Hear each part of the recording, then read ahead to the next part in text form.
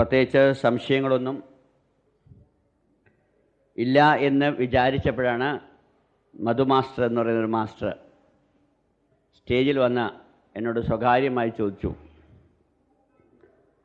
ഭഗവാൻ ബാബയുടെ ഭക്ഷണ രീതികളെക്കുറിച്ചും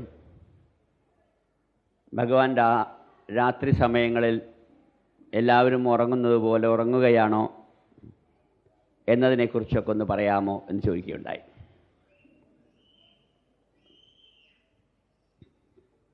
ഭക്ഷണം എന്ന് പറഞ്ഞാൽ എൻ്റെ അനുഭവം മാത്രമാണ് എനിക്ക് പറയുവാനുള്ളത്. ഭഗവാൻ നമ്മളെ പറ്റിക്കുവാൻ വേണ്ടി മാത്രമാണ് ഭക്ഷണം കഴിക്കുന്നത്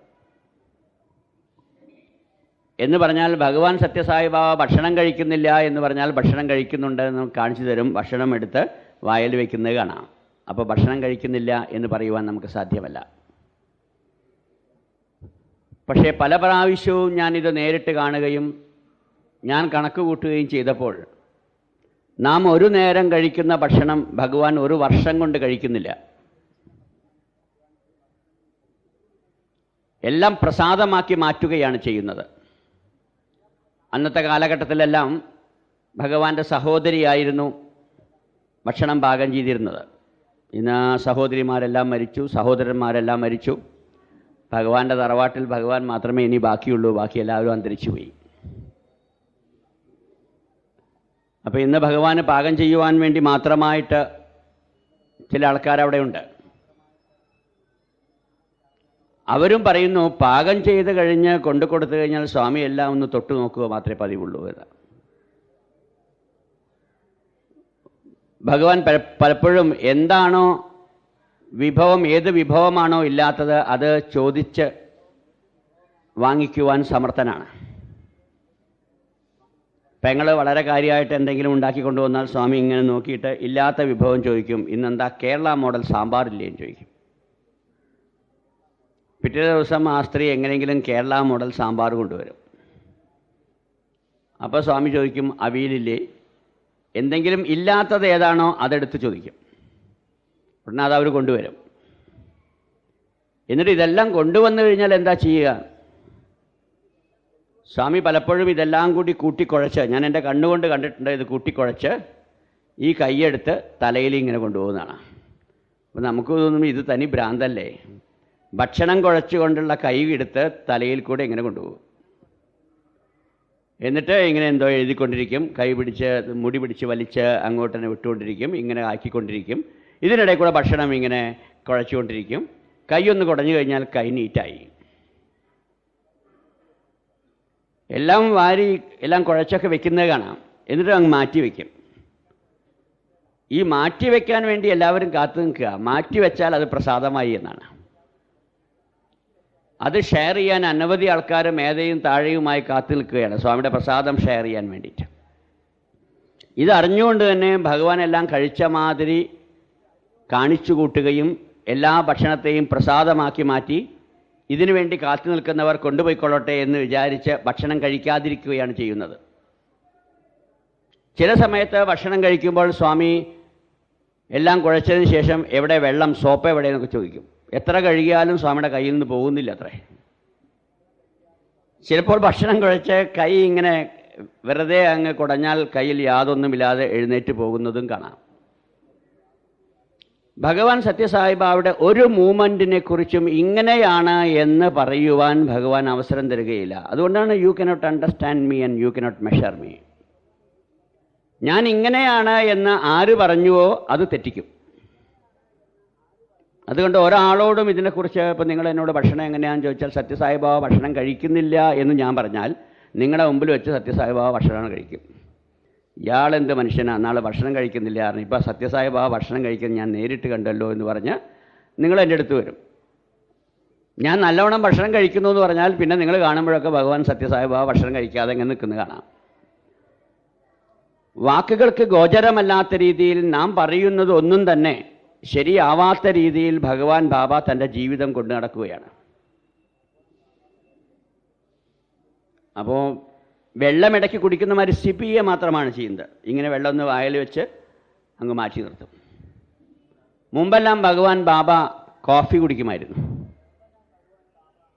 ഈ സീലിംഗ് ഓൺ ഡിസയേഴ്സ് എന്നുള്ള പദ്ധതി ഭഗവാൻ സത്യസായിബാബ ഒരിക്കൽ കൊണ്ടുവന്ന് എല്ലാവരോടും പ്രഭാഷണം നടത്തിയപ്പോൾ വൈറ്റ്ഫീൽഡ് വെച്ച് ചില വിദേശികൾ ഭഗവാൻ ബാബയോട് ചോദിച്ചു, ബാബയ്ക്ക് ചെറുപ്പകാലം മുതൽക്ക് തന്നെ ഒരു ശീലമുണ്ടല്ലോ, വെറ്റില മുറുക്കുക, കാപ്പി കുടിക്കുക. ഇത് ചെറുപ്പത്തിലേയുള്ള ശീലമാണ്. 4-5 വയസ്സ് മുതൽക്ക് തന്നെ ഇതൊരു ശീലമാണ്. അപ്പോൾ വിദേശികൾ ചോദിച്ചു, സ്വന്തം ശീലം സ്വാമിക്ക് മാറ്റാൻ കഴിയില്ലേ? മറ്റുള്ളവരോടൊക്കെ ശീലം മാറ്റണമെന്ന് പറയുന്നു. പുകല കൂട്ടാതെയാണ് വെറ്റില മുറുക്കുന്നത്. സ്ഥിരമായി അത് ഇങ്ങനെ കുത്തിച്ചതച്ച് ബീഡമാതിരിയാക്കി കൊടുക്കുവാൻ വളണ്ടിയേഴ്സ് ഇങ്ങനെ തയ്യാറാക്കിക്കൊണ്ടിരിക്കുകയാണ്. എന്നിട്ട് അത് വായിലിട്ട് അതിങ്ങനെ കടിച്ച് ചമച്ചുകൊണ്ടാണ് പണ്ടെല്ലാം ദർശനത്തിന് വന്നിരുന്നത്. സീലിംഗ് ഓൺ ഡിസയേഴ്സ് പദ്ധതി മറ്റുള്ളവരെ ഉപദേശിക്കാൻ തുടങ്ങിയപ്പോൾ ഒരു വിദേശി തിരിച്ചു ചോദിച്ചു, ഭഗവാൻ ഇത് ബാധകമല്ലേ? ഭഗവാന്റെ ആഗ്രഹങ്ങൾ ഭഗവാന് നിയന്ത്രിക്കാൻ കഴിയുന്നില്ലല്ലോ. Watch on your words, watch on your actions എന്നൊക്കെ പറഞ്ഞ് സ്വന്തം ആക്ഷൻ എന്തുകൊണ്ടാണ് നിയന്ത്രിക്കാത്തതെന്ന് ചോദിച്ചപ്പോൾ സ്വാമിയുടെ കയ്യിൽ ഒരു ബീഡയുണ്ട്. സാധാരണ നമ്മളാണെങ്കിൽ എന്താ ചെയ്യുക, നിർത്തണമെന്നുണ്ടെങ്കിൽ ഇതെൻ്റെ അവസാനത്തെ ബീഡയാണെന്ന് പറഞ്ഞ് അത് കഴിക്കും. ബാബ പറഞ്ഞു ഇതെൻ്റെ അവസാനത്തെ ബീഡയാണെന്ന് പറഞ്ഞ് അത് മാറ്റിവെച്ചു, അത് കഴിച്ചില്ല. പിന്നീട് ഒരിക്കലും വെറ്റില മുറുക്കിയിട്ടില്ല. അതുപോലെ തന്നെ കാപ്പി മാത്രമേ കുടിക്കുമായിരുന്നുള്ളൂ, വേറെ ഒന്നും സാധാരണ കുടിക്കില്ല. ചായ കുടിക്കില്ല, പാല് കുടിക്കില്ല. ഇതിനു മുമ്പ് നാം പറഞ്ഞ മാതിരി മോര് എന്നൊക്കെ പറഞ്ഞാൽ സ്വാമിക്ക് തീരെ വേണ്ട എന്ന് പറയും. എപ്പോഴെങ്കിലുമൊക്കെ ഈ വേണ്ടാത്തതാണെന്നുള്ള എനിക്ക് കുടിക്കുന്നതും കാണാം. അങ്ങനെ കാപ്പിയും അങ്ങ് ഒഴിവാക്കി. ഇപ്പം കാപ്പിയില്ല, ചായയില്ല, പാലില്ല, വെറും വെള്ളം മാത്രമാണ് ഇപ്പോൾ കുടിച്ചുകൊണ്ടിരിക്കുന്നത്. ഭഗവാൻ തന്നെ ഒരു വർഷങ്ങൾക്ക് മുമ്പ് എനിക്കൊരു ഇൻ്റർവ്യൂ തന്നപ്പോൾ ഞാൻ സ്വാമിയോട് ചോദിച്ചു, ഭഗവാന്റെ ദേഹം ഇങ്ങനെ വളരെയധികം ക്ഷീണിച്ചു വരുന്നു, ഇതിനെന്താണ് കാരണമെന്ന്. അപ്പോൾ ഭഗവാൻ അതിന് മറുപടി പറഞ്ഞത്, ഞാൻ ഈയിടെയായിട്ട് 1 ഔൺസ് രാഗി മാത്രമാണ് രാത്രി കഴിക്കുന്നത്, അതുകൊണ്ടാണ് എൻ്റെ ദേഹം ക്ഷീണിക്കുന്നത് എന്ന് പറഞ്ഞു. അപ്പോൾ 1 ഔൺസ് രാഗിയാണത്രേ ഒരു ദിവസത്തെ ഭക്ഷണം എന്ന് പറയുന്നത്. മുത്താറി വെള്ളമാക്കിയിട്ട് അത് 1 ഔൺസ് കുടിക്കുന്നു. ഇതും സ്വാമി വെറുതെ പറയുക, അതും കുടിക്കാതെ സ്വാമിക്ക് ജീവിക്കാം. എൻ്റെ അനുഭവങ്ങളിലൂടെ എനിക്ക് പൂർണ്ണമായിട്ടും ഉറപ്പാണ്, ഭഗവാൻ ശ്രീ സത്യസായി ബാബ ഇവിടുത്തെ ശാസ്ത്രത്തെ വെല്ലുവിളിച്ചുകൊണ്ട് ഭക്ഷണം കഴിക്കാതെയാണ് ജീവിക്കുന്നത് എന്നുള്ളതിന് യാതൊരു സംശയവുമില്ല. ഇതാണ് എൻ്റെ ഭക്ഷണ നിയന്ത്രണത്തിന് എനിക്ക് പ്രചോദനം നൽകിയത്. ഞാൻ ഭഗവാൻ ബാബയെടുത്ത് പോകുമ്പോഴെല്ലാം 4 നേരവും 5 നേരവും, ഇനി കഴിയുമെങ്കിൽ 6ഉം 10ഉം നേരവും ഭക്ഷണം കഴിക്കുന്ന ആളായിരുന്നു. പക്ഷേ ഭഗവാൻ ബാബ ഭക്ഷണം കഴിക്കാതെ ഇങ്ങനെ ജീവിക്കുന്നത് കാണുമ്പോൾ എന്തുകൊണ്ട് എനിക്കും നിയന്ത്രിച്ചുകൂടാ എന്ന് തുടങ്ങി. പോയ അന്ന് മുതൽക്ക് തന്നെ 3 നേരമാക്കി മാറ്റി. 10 വർഷം കഴിഞ്ഞപ്പോൾ 2 നേരമാക്കി മാറ്റി. പിന്നീട് വീണ്ടും അല്പം കഴിഞ്ഞപ്പോൾ 1 നേരമാക്കി മാറ്റി. ഇപ്പോൾ 2 ദിവസത്തിൽ ഒരിക്കലാക്കി മാറ്റിക്കൊണ്ട് ഒരു ശ്രമത്തിലേക്ക് വന്നുകൊണ്ടിരിക്കുകയാണ്. ഇതിനൊക്കെ എനിക്ക് പ്രചോദനം നൽകുന്നത് ഭഗവാൻ സത്യസായി ബാബയുടെ ജീവിതമാണ്. ഭഗവാൻ ബാബ ഇന്നവരെ പറഞ്ഞിട്ടില്ല, ഞാൻ ചെയ്യുന്നത് നിങ്ങൾക്ക് ചെയ്യാൻ പറ്റില്ല എന്ന് ബാബ പറഞ്ഞിട്ടില്ല. ബാബ പറയുന്നത് മാൻ ക്യാൻ ബിക്കം ഗോഡ് എന്നാണ്, മനുഷ്യൻ ഈശ്വരനാവാൻ കഴിയുമെന്നാണ്.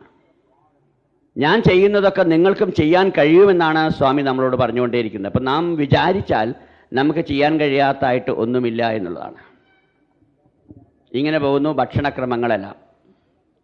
ഉറക്കം എന്ന് പറഞ്ഞാൽ ഭഗവാൻ സത്യസായി ബാബയെ സംബന്ധിച്ചോളം ബാബ കിടക്കുന്നു, ബാബ എഴുന്നേൽക്കുന്നു. പക്ഷേ ബാബ ഉറങ്ങുന്നില്ല, ബാബ ഉണരുന്നുമില്ല. ഉറങ്ങലും ഉണരലും ഭഗവാൻ സത്യസായി ബാബയ്ക്ക് ജനിച്ചതിന് ശേഷം ഇന്നേ വരെ ഉണ്ടായിട്ടില്ല എന്നുള്ളതാണ്. ഇത് ബാബ തന്നെ ഉറക്കെ പറഞ്ഞതാണ്, ഞാൻ ഇന്നേ വരെ ഉറങ്ങിയിട്ടില്ല എന്ന്. ഒരിക്കലും ഉറങ്ങാറില്ല, കിടക്കുന്നു. ചിലപ്പോൾ അബോധാവസ്ഥയിൽ തൻ്റെ ശരീരം ഒഴിവാക്കിക്കൊണ്ട് പരകായ പ്രവേശനം എന്ന രീതിയിൽ എവിടെയെല്ലാമോ പോകുന്നു. തിരിച്ചു വന്ന് പറയുന്നു, ഞാൻ പ്രകൃതി മുഴുവനൊന്ന് സഞ്ചരിച്ച് വന്നതാണ് എന്ന് പറയുന്നു. എന്നാൽ പ്രകൃതി മുഴുവൻ സഞ്ചരിക്കുവാൻ ഭഗവാൻ ബാബയ്ക്ക് അങ്ങനെ അബോധാവസ്ഥയിലേക്ക് പോകേണ്ട ആവശ്യമില്ല എന്നും പലപ്പോഴും ബാബ കാണിച്ചു തന്നിട്ടുമുണ്ട്. ഇതിനൊന്നും അർത്ഥം പറയുവാൻ നമുക്ക് സാധ്യമല്ല എന്നർത്ഥം. ബാബയുടെ ചെയ്തികളെ യാതൊരു കാരണവശാലും നമുക്ക് ഇങ്ങനെയാണ് അങ്ങനെയാണ് എന്ന് പറഞ്ഞ് അളക്കുവാൻ ഭഗവാൻ ബാബ ആരെയും അനുവദിക്കാറില്ല. ബാബയെ നമുക്ക് മനസ്സിലാക്കുവാനും സാധ്യമല്ല. ഭഗവാൻ ബാബ പറയുന്നു, നിങ്ങൾക്ക് എന്നെ മനസ്സിലാക്കണമെങ്കിൽ ഒരു എളുപ്പവഴിയുണ്ട്. ആ എളുപ്പവഴി എന്താണെന്ന് ചോദിച്ചാൽ, നിങ്ങൾ നിങ്ങളെ മനസ്സിലാക്കുക, എങ്കിൽ നിങ്ങൾക്ക് എന്നെ മനസ്സിലാക്കാം. ഭഗവാൻ ബാബ നമ്മളിലാണ് ഇരിക്കുന്നത്. അപ്പോൾ നമുക്ക് നമ്മളെ മനസ്സിലാക്കാൻ സാധിച്ചാൽ ഭഗവാൻ സത്യസായി ബാബയെ നമുക്ക് മനസ്സിലാക്കാൻ സാധിക്കും. അല്ലാത്തിടത്തോളം കാലം നമുക്കൊരിക്കലും മനസ്സിലാക്കുവാൻ സാധ്യമല്ല എന്നുള്ളതാണ് സത്യം. ആ ചോദ്യത്തിന് ഏകദേശം അത്ര ഉത്തരം പറഞ്ഞുകൊണ്ട് ഇന്നലെ പലവരും ഇന്നലെയും മിനിഞ്ഞാന്നുമായി എന്നോട് ചോദിച്ചു, എൻ്റെ അച്ഛൻ്റെ കണ്ണിൻ്റെ രോഗം ശരിയായോ എന്നൊക്കെ ചോദിക്കുകയുണ്ടായി. ഞാൻ നാട്ടിലേക്ക് വന്ന് മെഡിക്കൽ കമ്പനിയിൽ പ്രവർത്തിച്ച് കൊണ്ടിരിക്കുന്ന കാലത്തിന് അല്പം മുമ്പ്, നാട്ടിലേക്ക് വരുന്നതിന് അല്പം മുമ്പ്, ജോയ് ഐസ്ക്രീം ഫാക്ടറിയിൽ വർക്ക് ചെയ്യുന്ന സമയത്ത് തന്നെ ഭഗവാൻ എന്നെ വിളിച്ചു പറഞ്ഞു, ഇപ്പോൾ നിൻ്റെ ഫാദർ എന്തു പറയുന്നു എന്നെപ്പറ്റി എന്ന് ചോദിച്ചു. ഞാൻ പറഞ്ഞു, സ്വാമി ഇപ്പോൾ എതിർക്കാറൊന്നുമില്ല, പക്ഷേ സ്വാമിയെപ്പറ്റി അച്ഛൻ്റെ മനസ്സിൽ നല്ലതൊന്നുമില്ല. എങ്കിലും അച്ഛൻ തെളിച്ച വഴിക്ക് ഞാൻ നടക്കാത്തത് കൊണ്ട് ഞാൻ നടക്കുന്ന വഴിക്ക് അച്ഛൻ ഇപ്പോൾ തെളിക്കുകയാണ് ചെയ്യുന്നത് എന്നാണ് അച്ഛൻ്റെ മറുപടി. അതുകൊണ്ട് അച്ഛനൊന്നും എതിര് പറയുന്നില്ല എന്ന് മാത്രമേ ഉള്ളൂ. അപ്പോൾ ഭഗവാൻ ബാബ എന്നോട് പറയുകയാണ്, നിൻ്റെ അച്ഛൻ പരമഭക്തനാണ്. എനിക്കത് വിശ്വസിക്കാൻ പറ്റിയില്ല. ഏത് നിലയ്ക്കാണ് എൻ്റെ അച്ഛൻ ഭക്തനാകുന്നത്? സത്യവും ധർമ്മവും ശാന്തിയും പ്രേമവും ഒക്കെയാണ് ഈശ്വരനെങ്കിൽ എൻ്റെ അച്ഛൻ ഭക്തനാണ്. അല്ലാതെ ഇന്ന് കാണുന്ന ഈശ്വരവിശ്വാസവുമായി ബന്ധപ്പെട്ട് എൻ്റെ അച്ഛൻ ഭക്തനല്ല. പക്ഷെ സ്വാമി പറഞ്ഞു, നിൻ്റെ അച്ഛൻ പരമഭക്തനാണ്. നിൻ്റെ അച്ഛന് കണ്ണിന് കാഴ്ച കുറവായതുകൊണ്ട് അച്ഛൻ വിശ്വസിക്കുന്നു ഈ ലോകത്തിൽ ഈശ്വരൻ എന്നൊന്നുണ്ടെങ്കിൽ അത് സാക്ഷാൽ സൂര്യഭഗവാനാണ് എന്ന് അച്ഛൻ വിശ്വസിക്കുന്നുണ്ട്. നീ ആരോടും പറയാതെ അച്ഛനോട് ചെന്ന് പറ, കുളി കഴിഞ്ഞാൽ, ദിവസവും രാവിലെ കുളി കഴിഞ്ഞാൽ നിൻ്റെ അമ്മ പോലും അറിയാതെ അച്ഛൻ സൂര്യനെ പ്രാർത്ഥിക്കുന്നത് സ്വാമി അറിയുന്നു എന്ന് അച്ഛനോട് ചെന്ന് പറ എന്ന് പറയും. ഞാൻ തന്നെ അത്ഭുതപ്പെട്ടു. ഇങ്ങനെയൊന്നുണ്ട് എന്ന് ആർക്കും അറിയില്ലായിരുന്നു. ഞാൻ അച്ഛൻ്റെ അടുത്തൊന്ന് പറഞ്ഞു, അച്ഛനോട് സ്വാമി ഒരു സ്വകാര്യമായിട്ടൊരു കാര്യം പറയാൻ പറഞ്ഞിരിക്കുന്നു. അച്ഛനെ കേൾക്കാൻ ഇൻട്രസ്റ്റ് ഇല്ലായിരുന്നു. എങ്കിലും കണ്ണു കാണാതെ ഞാൻ തന്നെ അച്ഛനെ പിടിച്ച് മാറ്റിക്കൊണ്ടുപോയി അമ്മയെയും സഹോദരന്മാരെയും എല്ലാം മാറ്റി നിർത്തിയിട്ട് ഞാൻ അച്ഛനോട് പറഞ്ഞു, അച്ഛൻ ദിവസവും കുളി കഴിഞ്ഞാൽ സൂര്യഭഗവാനെ പ്രാർത്ഥിക്കുന്ന പ്രാർത്ഥനകളെല്ലാം ഭഗവാൻ ലഭിക്കുന്നുണ്ട് എന്ന് പറയുവാൻ ഭഗവാൻ പറഞ്ഞയച്ചിരിക്കുന്നു എന്ന് പറഞ്ഞപ്പോൾ അച്ഛൻ ഞെട്ടിത്തരിച്ച് കണ്ണിൽ നിന്നും വെള്ളം ഒലിപ്പിച്ചുകൊണ്ടേയിരുന്നു. എന്നിട്ട് അച്ഛൻ പറഞ്ഞു, ഇത് നിൻ്റെ അമ്മയ്ക്ക് പോലും അറിയുകയില്ല, എൻ്റെ വീട്ടിലാർക്കും അറിയുകയില്ല, ഇതെങ്ങനെ ബാബ അറിഞ്ഞു? അച്ഛൻ അവിടെ നിന്ന് തന്നെ അഡ്മിറ്റ് ചെയ്യുകയാണ്. എനിക്കിനി മറ്റു ഉദാഹരണങ്ങളൊന്നും കേൾക്കേണ്ട ആവശ്യമില്ല, അദ്ദേഹം ദൈവമാണ്. പരിപൂർണ കമ്മ്യൂണിസ്റ്റ് ആചാര്യരായിരുന്ന എൻ്റെ പിതാവ് തൻ്റെ ഉള്ളു തുറക്കുകയായിരുന്നു. പിന്നീട് അച്ഛൻ ഞങ്ങളെ പ്രോത്സാഹിപ്പിച്ചു. വീട്ടിൽ ഭജന തുടങ്ങുവാൻ അച്ഛൻ അനുവദിച്ചു. അമ്മയെ പുട്ടപ്പർത്തിയിൽ പോകാൻ അച്ഛൻ അനുവദിച്ചു. വീട്ടുകാരെല്ലാവരും പുട്ടപ്പർത്തിയിൽ പോകാൻ തുടങ്ങി. അച്ഛൻ ഈ ഭജന കേട്ട് ആസ്വദിക്കുവാൻ തുടങ്ങി. എന്തിനധികം പറയുന്നു, കണ്ണ് കാണില്ലെങ്കിലും അച്ഛൻ ഹാർമോണിയം വായിക്കുമായിരുന്നു. ഞങ്ങൾ ഭജന ചെല്ലുമ്പോൾ അച്ഛൻ കൂടെ ഇരുന്ന് ഹാർമോണിയം വായിക്കാൻ തുടങ്ങി എന്നുള്ളതാണ്. അങ്ങനെ അച്ഛൻ്റെ ജീവിതത്തിൽ സജീവമാകുന്ന രാഷ്ട്രീയത്തിന് വിട്ട് ക്രമേണ സായിസത്തിലേക്ക് അച്ഛൻ വരുവാൻ തുടങ്ങി. അതിനിടയിൽ ഒരു പ്രാവശ്യം കൂടി പുട്ടപ്പർത്തിയിലേക്ക് വന്നു. ഭഗവാൻ ബാബ ഇൻ്റർവ്യൂ കൊടുത്തു. അച്ഛൻ സന്തോഷമായി. അന്ന് ബാബ അങ്ങോട്ടോ അച്ഛൻ ഇങ്ങോട്ടോ കണ്ണിൻ്റെ കാര്യം പറഞ്ഞില്ല. കണ്ണ് അച്ഛന് മരണം വരെ കണ്ണിന് കാഴ്ച കിട്ടിയില്ല. അച്ഛൻ വിശ്വസിക്കുന്നത് കണ്ണിന് കാഴ്ച കിട്ടാതിരിക്കുവാനുള്ള കാരണം അച്ഛൻ തന്നെയാണെന്നും അത് ഇനി ആവർത്തിച്ചിട്ട് കാര്യമില്ലെന്നും അച്ഛൻ ആ മരുന്ന് പുരട്ടിയിരുന്നെങ്കിൽ കണ്ണിന് കാഴ്ച കിട്ടുമായിരുന്നു എന്നും അച്ഛൻ വിശ്വസിക്കുന്നുണ്ട്. അതുകൊണ്ട് തന്നെ ഞാൻ ചെയ്ത തെറ്റ് ഇനി മറ്റാരോടും പറയാതെ യാതൊരു കാരണവശാലും ഭഗവാനോട് ഇനി കണ്ണിൻ്റെ രോഗത്തെക്കുറിച്ച് ഒന്നും പറയാതെ മാറി നിൽക്കുവാനായിരുന്നു അച്ഛൻ വിചാരിച്ചിരുന്നത്.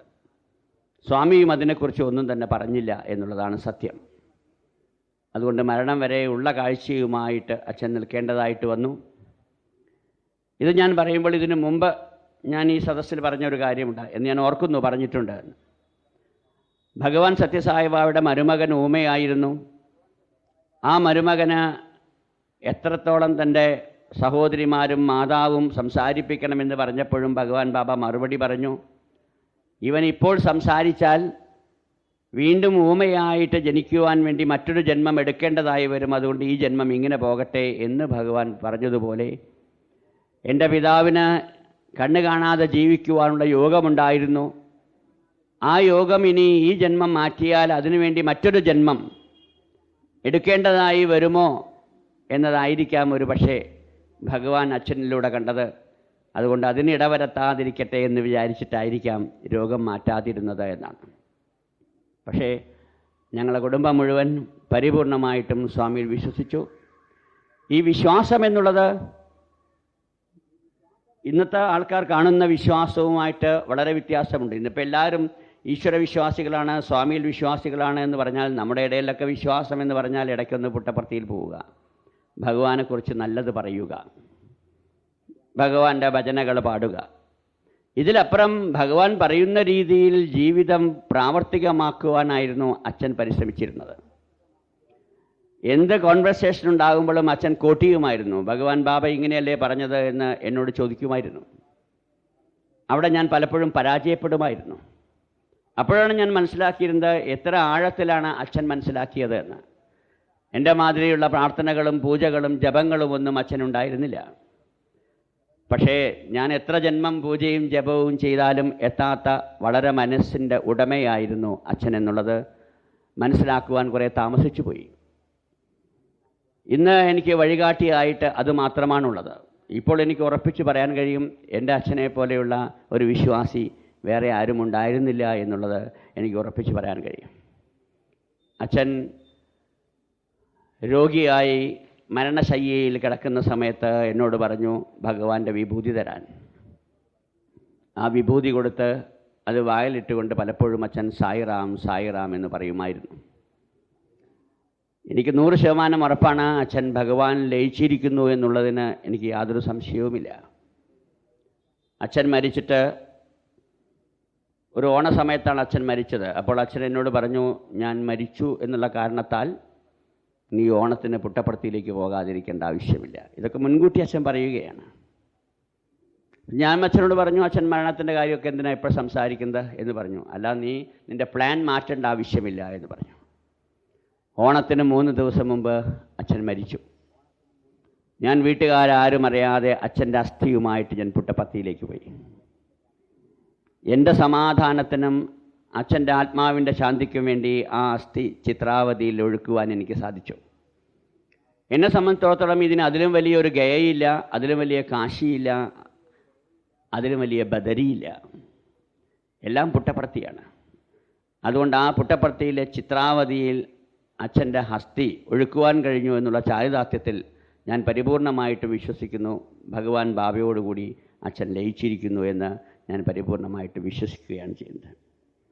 ഇങ്ങനെയാണ് എൻ്റെ അച്ഛൻ്റെ കണ്ണിൻ്റെ കാര്യങ്ങൾ എന്ന് പറയുന്നത്. ഭഗവാൻ സത്യസായിബാബ എത്ര പ്രാവശ്യം കേരളത്തിൽ വന്നുവോ അത്രയും പ്രാവശ്യം ഭഗവാന്റെ കൂടെ യാത്ര ചെയ്യുവാനുള്ള ഭാഗ്യം എനിക്കുണ്ടായിട്ടുണ്ട്. കോഴിക്കോടാണെങ്കിലും ശരി, എറണാകുളത്തായാലും ശരി, തിരുവനന്തപുരത്തായാലും ശരി. എറണാകുളത്ത് ഭഗവാൻ ബാബ താമസിച്ചിരുന്നത് ജസ്റ്റിസ് ഏറാടിയുടെ വീട്ടിലായിരുന്നു. പാലക്കാട് വന്നപ്പോൾ ഭഗവാൻ ബാബ താമസിച്ചത് ദേവി വിലാസ് എന്ന് പറയുന്ന മാധവ മഹാരാജാവിൻ്റെ, കൊല്ലങ്കോട് മഹാരാജാവിൻ്റെ പുത്രൻ്റെ വീട്ടിലായിരുന്നു. ആലപ്പുഴ ഭഗവാൻ സത്യസായിബാബ താമസിച്ചത് അന്നത്തെ ലളിത പത്മിനി രാഗിണിമാരുടെ വീട്ടിലായിരുന്നു, സിനിമാ നടികളായിരുന്നു. തിരുവനന്തപുരത്ത് ഭഗവാൻ ബാബ താമസിച്ചത് അന്നത്തെ മന്ത്രിയായിരുന്ന മന്ത്രി വെല്ലിംഗ്ടൺ സാറിൻ്റെ വീട്ടിലായിരുന്നു.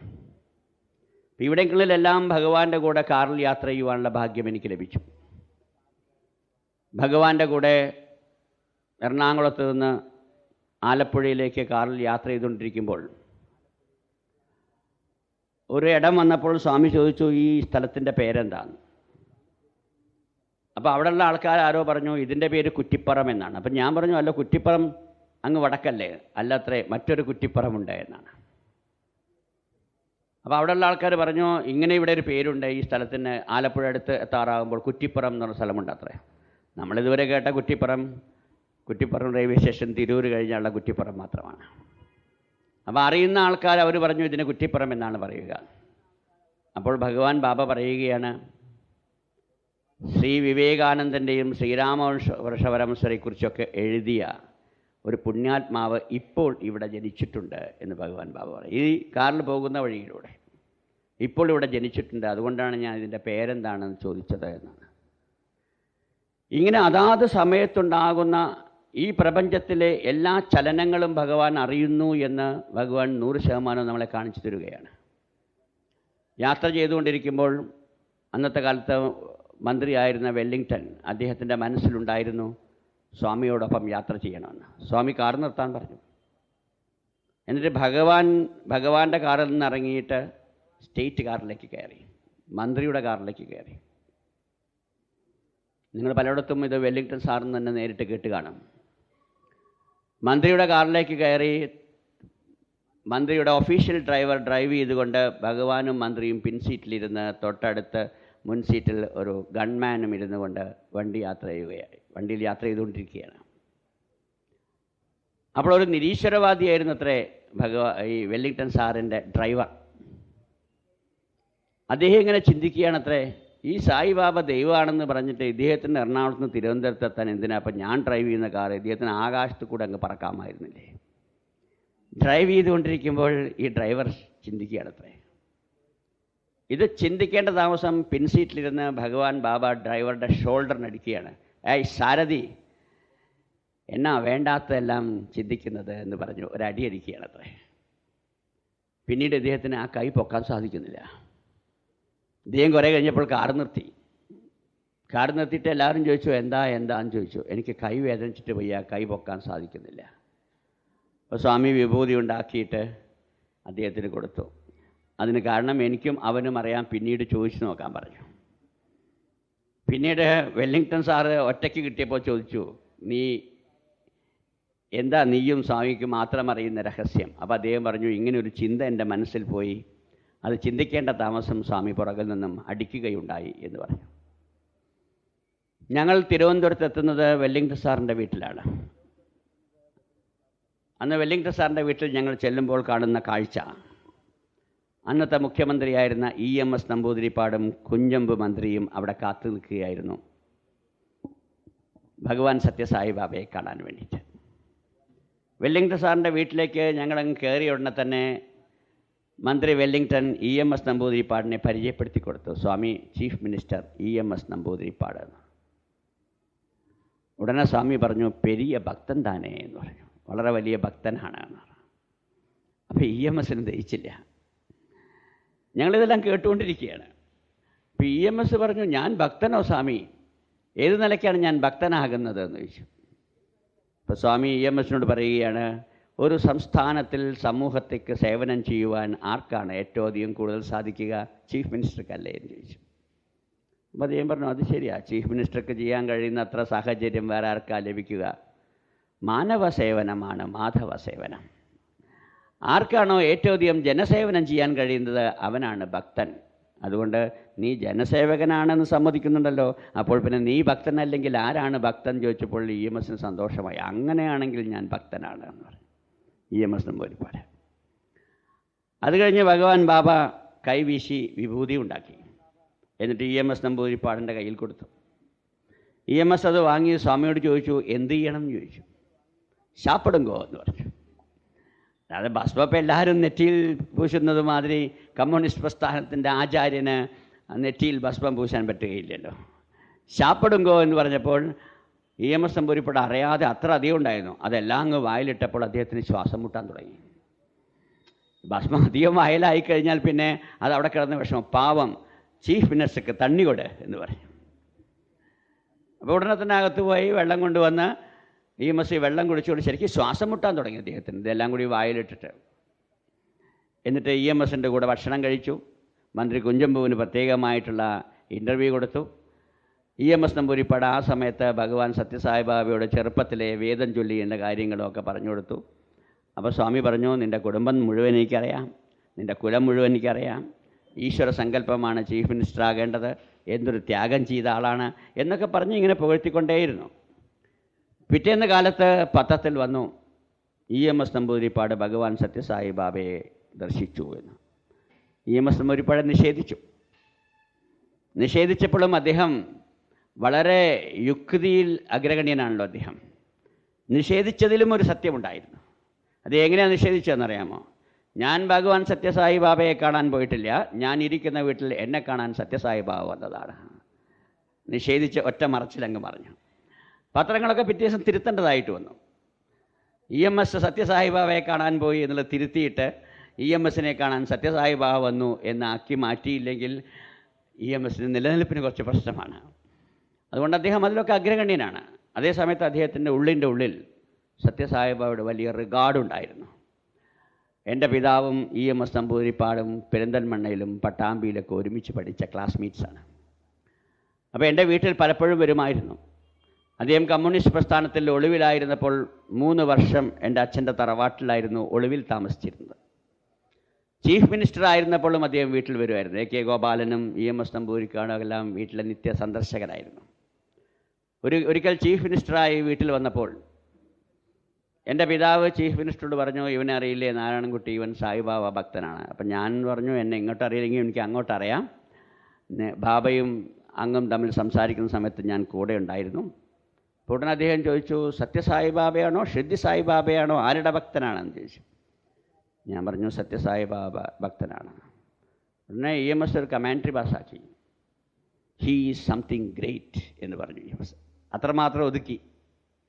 ഹീ ഈസ് സംതിങ് ഗ്രേറ്റ് എന്ന് പറഞ്ഞ് അവിടെ ഒതുക്കുകയുണ്ടായി. ഭഗവാൻ സത്യസായി ബാബയുടെ എന്നും അദ്ദേഹത്തിന് നല്ല റിഗാർഡ് ഉണ്ടായിരുന്നു. അദ്ദേഹത്തിൻ്റെ ഉള്ളിൻ്റെ ഉള്ളിൽ അമാനുഷികനാണ് ഭഗവാൻ സത്യസായി ബാബ എന്ന് EMSന് പലപ്പോഴും തോന്നിയിരുന്നു എന്നുള്ളത് സത്യമായിരുന്നു. ഭഗവാൻ ബാബയുടെ കാരുണ്യം എന്നുള്ളത് ഭഗവാൻ ബാബയോടൊപ്പം യാത്ര ചെയ്യുമ്പോൾ പലപ്പോഴും നമുക്ക് മനസ്സിലാക്കാൻ കഴിയും. ഡോക്ടർ സാറാമ്മ ഏലിയാസ് എന്ന് പറഞ്ഞ ഒരു കുടുംബമുണ്ട് എറണാകുളത്ത്. അവരുടെ വീട്ടിൽ ഭഗവാൻ പോയി. എന്നിട്ട് അവരുടെ വീട്ടിൽ വെച്ചാണ് ഉച്ചയ്ക്ക് ഊണ്. അന്ന് അവിടെ ജസ്റ്റിസിനെ വിളിച്ചിട്ടുണ്ട്, മന്ത്രിയെ വിളിച്ചിട്ടുണ്ട്, എല്ലാവർക്കുമുള്ള സദ്യ അവിടെയാണ് ഏർപ്പാട് ചെയ്തിരിക്കുന്നത്. ഭഗവാന്റെ കൂടെ കാറിൽ ഞാനുണ്ട്, കസ്തൂരിയുണ്ട്, രാജറെഡ്ഡിയുണ്ട്, ഞങ്ങളെല്ലാവരും ഉണ്ട്. അവിടെ എത്തി എല്ലാവർക്കും ഇലയിട്ടു. ഭഗവാന് മാത്രം മേശപ്പുറത്ത് വെച്ച് ബാക്കി എല്ലാവരും നിലത്തിരിക്കുകയാണ്. ഇപ്പം നിലത്തിരുന്നപ്പോൾ ഈ വിളമ്പുന്ന ആൾ ആദ്യം എല്ലാവർക്കും നെയ്യും പരിപ്പും വിളമ്പി. അപ്പോൾ ഭഗവാൻ, ഞാൻ ഊണ് കഴിക്കുകയാണ്, ഊണ് കഴിക്കാൻ ഞാനും ഇരുന്നിരിക്കുന്നു. എന്നെ വിളിച്ചിട്ട് പറഞ്ഞു, ഈ ഇല മാറ്റ്, നീ പറഞ്ഞു കൊടുക്കണ്ടേ എനിക്ക് നെയ്യ് ഇഷ്ടമില്ല എന്ന്. ഇല മാറ്റിയിട്ട് വേറെ ഇല കൊണ്ടുപോവാ എന്ന് പറഞ്ഞു. ഞാനത് മാറ്റി വേറെ ഇല കൊണ്ടുവന്ന്, അപ്പോൾ സ്വാമി പറഞ്ഞു എല്ലാവർക്കും വിളമ്പാൻ പറഞ്ഞു. പിന്നെ എനിക്ക് ഊണ് കഴിക്കാൻ പറ്റില്ല. അവിടെ ബ്രാഹ്മണർക്ക് മാത്രമായിട്ട് വിളമ്പാൻ വേണ്ടി ഏർപ്പാട് ചെയ്താൽ, ബ്രാഹ്മണരല്ലാതെ, അദ്ദേഹം ക്രിസ്ത്യൻ വീടല്ലേ. അപ്പോൾ അദ്ദേഹം വിചാരിച്ചു ഞാൻ വിളമ്പുന്നതൊക്കെ മോശമാണ്, ഞങ്ങൾ വിളമ്പുന്ന മോശമെന്ന് വിചാരിച്ച് ബ്രാഹ്മിൻസിനെ പ്രത്യേകമായി വരുത്തി ബ്രാഹ്മിൻസിനെ കൊണ്ട് വെപ്പിച്ച് ബ്രാഹ്മിൻസിനെ കൊണ്ട് വിളമ്പിക്കാനുള്ള എല്ലാ ഏർപ്പാടുകളും ചെയ്താണ്. അങ്ങനെ ബ്രാഹ്മിൻസ് വിളമ്പുന്നിടയിൽ സ്വാമി വിളിച്ചിട്ട് പറഞ്ഞു എന്നോട് വിളമ്പാൻ.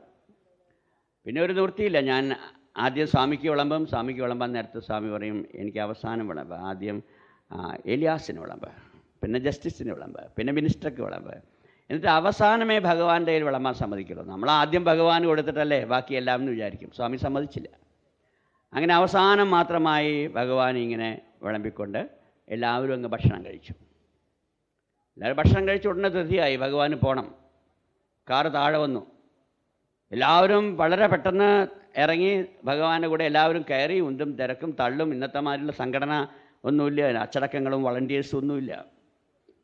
എല്ലാവരും കാറിൽ കയറി. കാറ് സ്റ്റാർട്ട് ചെയ്യാൻ നേരത്ത് സ്വാമി എന്നോട് ചോദിക്കുകയാണ്, നീ ഭക്ഷണം കഴിച്ചോ എന്ന്.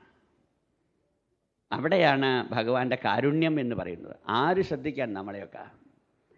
അവിടെ ഹൈക്കോടതി ജഡ്ജിമാരുണ്ട്, മന്ത്രിമാരുണ്ട്, DGPമാരുണ്ട്. ഇവരുടെയൊക്കെ ഇടയിൽ ഒരു നിസ്സാരണ, ഞാനെന്നൊക്കെ പറഞ്ഞാൽ ഒരു ചെക്കൻ, എനിക്ക് ജോലിയില്ല, എന്നെ ആരും അറിയുകയില്ല, ഭഗവാന്റെ കൂടെ ഒരു സേവതളായി നടക്കുന്നു, അല്ലാതെ പണമില്ല, പ്രതാപമില്ല, ജോലികളില്ല, പദവികളില്ല, ഒന്നുമില്ലാത്ത എന്നെക്കുറിച്ച് ആരോർക്കാനാ. പക്ഷെ അവിടെയാണ് ഭഗവാന്റെ കാരുണ്യം എന്ന് പറയുന്നത്. നീ ഭക്ഷണം കഴിച്ചോ എന്ന് ചോദിച്ചു.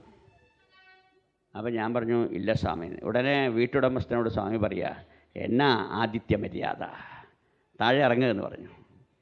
കാറിൽ നിന്ന് ഭഗവാൻ ഇറങ്ങി വീണ്ടും മുകളിലോട്ട് പോയി ഇല വെച്ച് ഭഗവാൻ തന്നെ വിളമ്പിത്തരാൻ തുടങ്ങി. അത് മറ്റുള്ളവർക്ക് വളരെ പ്രയാസമായി തീർന്നു. അവരൊക്കെ എന്നോട് 100 പ്രാവശ്യം വന്ന് സോറി മാപ്പ് പറയാൻ. അവരാരും ഉത്തരവാദിയല്ല. ഭഗവാനെ കണ്ടു കഴിഞ്ഞാൽ എല്ലാവരും എല്ലാം മറക്കും. പിന്നെ ഭഗവാൻ എന്ത് ചെയ്യുന്നോ അതിൻ്റെ പുറകെ അങ്ങ് പോവുകയല്ലാതെ കൂടെ വന്നവരെയൊന്നും ആരും ശ്രദ്ധിക്കുകയില്ല. പക്ഷേ ഭഗവാൻ അവരൊക്കെ ശ്രദ്ധിച്ചുകൊണ്ടിരിക്കും. എപ്പോൾ ഭഗവാന്റെ കൂടെ യാത്ര ചെയ്യുന്നുവോ സ്വാമി ആദ്യം ചെയ്യുന്നത് കൂടെയുള്ളവരൊക്കെ വിളിച്ചിട്ട് അവർക്കൊക്കെ എല്ലാതും കിട്ടിയില്ലേ, അവരുടെ സ്ഥിതി എന്താണ്, അവരെല്ലാവരും നന്നായിട്ട് വീക്ഷിക്കുന്നില്ലേ എന്ന് ശ്രദ്ധിച്ചതിന് ശേഷം മാത്രമാണ് സ്വാമിയുടെ സൗകര്യങ്ങളൊക്കെ സ്വാമി നോക്കുന്നത്. അതുകൊണ്ടാണ് സ്റ്റുഡൻസൊക്കെ ഭഗവാന്റെ കൂടെ കൊടൈക്കനാലിലൊക്കെ യാത്ര ചെയ്യുമ്പോൾ അവർ ശരിക്കും VVIP ട്രീറ്റ്മെൻറ്റാണ് അവർക്ക് കിട്ടിക്കൊണ്ടിരിക്കുന്നത്. സ്വാമിയുടെ കൂടെ യാത്ര ചെയ്യുമ്പോഴാണ് നമുക്കത് പൂർണ്ണമായിട്ടും മനസ്സിലാകുന്നത് എന്നർത്ഥം. ഇന്ന് ഞാൻ കോഴിക്കോട് സ്വാമി വന്നപ്പോൾ സ്വാമിയുടെ കൂടെയുള്ള യാത്രയെക്കുറിച്ച് വിവരിക്കാൻ ആഗ്രഹിക്കുന്നു. ഭഗവാൻ സത്യസായി ബാബ കോഴിക്കോട് ആദ്യമല്ല എങ്കിലും നമ്മുടെയൊക്കെ അറിവിൽ ആദ്യമാണ്. ഭഗവാൻ എത്രയോ വർഷങ്ങൾക്ക് മുമ്പ് 957 കേരളത്തിൽ വന്നിട്ടുണ്ട്. കേരളമുണ്ടായ ഉടനെ അന്നത്തെ ഗവർണറായിരുന്ന ഡോക്ടർ B രാമകൃഷ്ണ റാവുവിൻ്റെ കൂടെ കന്യാകുമാരി മുതൽ കാസർഗോഡ് വരെ ഭഗവാൻ സത്യസായി ബാബ റോട്ടിലൂടെ സഞ്ചരിച്ചിട്ടുണ്ട് എന്ന് ഭഗവാൻ ബാബ തന്നെ പറയുന്നു. അപ്പോൾ ഈ കോഴിക്കോട് കൂടെയൊക്കെ യാത്ര ചെയ്തിട്ടുണ്ട്. പക്ഷെ അതൊന്നും ആർക്കും അറിയില്ല. അന്നൊന്നും ഉള്ള ആരും തന്നെ ഇന്നിപ്പോൾ ജീവിച്ചിരിക്കുന്നുമില്ല. അതെല്ലാം കഴിഞ്ഞ് സ്വാമി 60കളിലാണ്, പിന്നീട് 67 കാലഘട്ടങ്ങളിലാണ് പിന്നീട് കോഴിക്കോട്ട് വരുന്നത്. ആദ്യമായിട്ട് വരികയാണ്. അപ്പോൾ കോഴിക്കോട് ആദ്യമായിട്ട് വരുമ്പോൾ ഊട്ടിയിൽ ഭഗവാൻ ബാബ വന്നിരിക്കുന്നു എന്ന് വിചാരിച്ച്, ഞാൻ അന്നൊക്കെ ഈ മെഡിക്കൽ കമ്പനിയിൽ വർക്ക് ചെയ്യുന്ന കാലമാണ്. അപ്പോൾ മെഡിക്കൽ കമ്പനിയിൽ വർക്ക് ചെയ്യുന്നില്ല, ഞാനിവിടെ തൽക്കാലത്തേക്ക്, അത് ഞാൻ വേറെ പറയാം. ഇതിൻ്റെ ഇടയിൽ കുറച്ച് കാലം ഞാൻ സന്യസിക്കുകയൊക്കെ ഉണ്ടായി. അപ്പോൾ സന്യാസത്തെക്കുറിച്ച് ഇതെനിക്കൊരു പൊതുവേ എന്നല്ല. അതിൻ്റെ ഇടയിൽ കുറച്ച് കാലം ഒരു സന്യാസമൊക്കെ സ്വീകരിച്ച് അതൊക്കെ ഭഗവാൻ എല്ലാം വേണ്ട രീതിയിൽ പൊളിപ്പിച്ച് വൃത്തിയാക്കി കൈ തന്നു. അത് ഞാൻ പിന്നീട് പറയാം. അങ്ങനെ ഇവിടെ ഇരിക്കുന്ന കാലഘട്ടത്തിൽ ഡോക്ടർ PB മേനോനാണ് ഇവിടുത്തെ സായി സംഘടനാ പ്രവർത്തനങ്ങളൊക്കെ നോക്കിയിരുന്നത്. അദ്ദേഹം ആദ്യമായിട്ട് ഭഗവാനെ കാണാൻ വേണ്ടി കൊടൈക്കനാലിൽ പോവുകയാണ്. അദ്ദേഹം പുട്ടപ്പർത്തിയിൽ പ്രാവശ്യം പോയി കണ്ടിട്ടുണ്ട്, എങ്കിലും അടുത്ത് കാണാൻ സാധിച്ചിട്ടില്ല. അപ്പോൾ അദ്ദേഹം എന്നോടും വരാൻ പറഞ്ഞു. എൻ്റെ കൂടെ ഞാൻ കൂടെ പോയി. എന്നെ കണ്ടപാട് ഭഗവാൻ ചോദിച്ചു, ആരാ നിൻ്റെ കൂടെ വന്നതെന്ന് ചോദിച്ചു. ഞാൻ പറഞ്ഞു, സ്വാമി ഇങ്ങനെ കോഴിക്കോട്ടെ ഏറ്റവും പ്രമുഖനായ ഡോക്ടറാണ് ഡോക്ടർ PB മേനോൻ എന്ന് പറഞ്ഞ് അദ്ദേഹത്തെ പരിചയപ്പെടുത്തി. ഭഗവാൻ എല്ലാവരും ഞങ്ങളെ ഒരുമിച്ച് അകത്തേക്ക് വിളിച്ചു. അകത്തേക്ക് വിളിക്കുന്നിടയിൽ സ്വാമി ചോദിച്ചു, ഇവിടുന്ന് കോഴിക്കോട്ടേക്ക് എത്ര ദൂരമുണ്ട്? അപ്പോൾ ഇത്ര കിലോമീറ്റർ ഉണ്ട് ദൂരം എന്ന് പറഞ്ഞു. എങ്കിൽ ഞാൻ കോഴിക്കോട് വരുന്നു, ഇന്ന ദിവസം കോഴിക്കോട്ട് വരുന്നു. അപ്പോൾ ഡോക്ടർ PB മേനോൻ ചോദിച്ചു, എൻ്റെ വീട്ടിൽ വരുമോ എന്ന് ചോദിച്ചു. പക്ഷേ അദ്ദേഹത്തിൻ്റെ വീട്ടിൽ. പിന്നെ നിൻ്റെ വീട്ടിലേക്കാണ് വരുന്നത്, വേറെ എങ്ങോട്ട് വരാനാ, ഞാൻ നിൻ്റെ വീട്ടിലേക്കാണ് വരുന്നത് എന്ന് പറഞ്ഞു.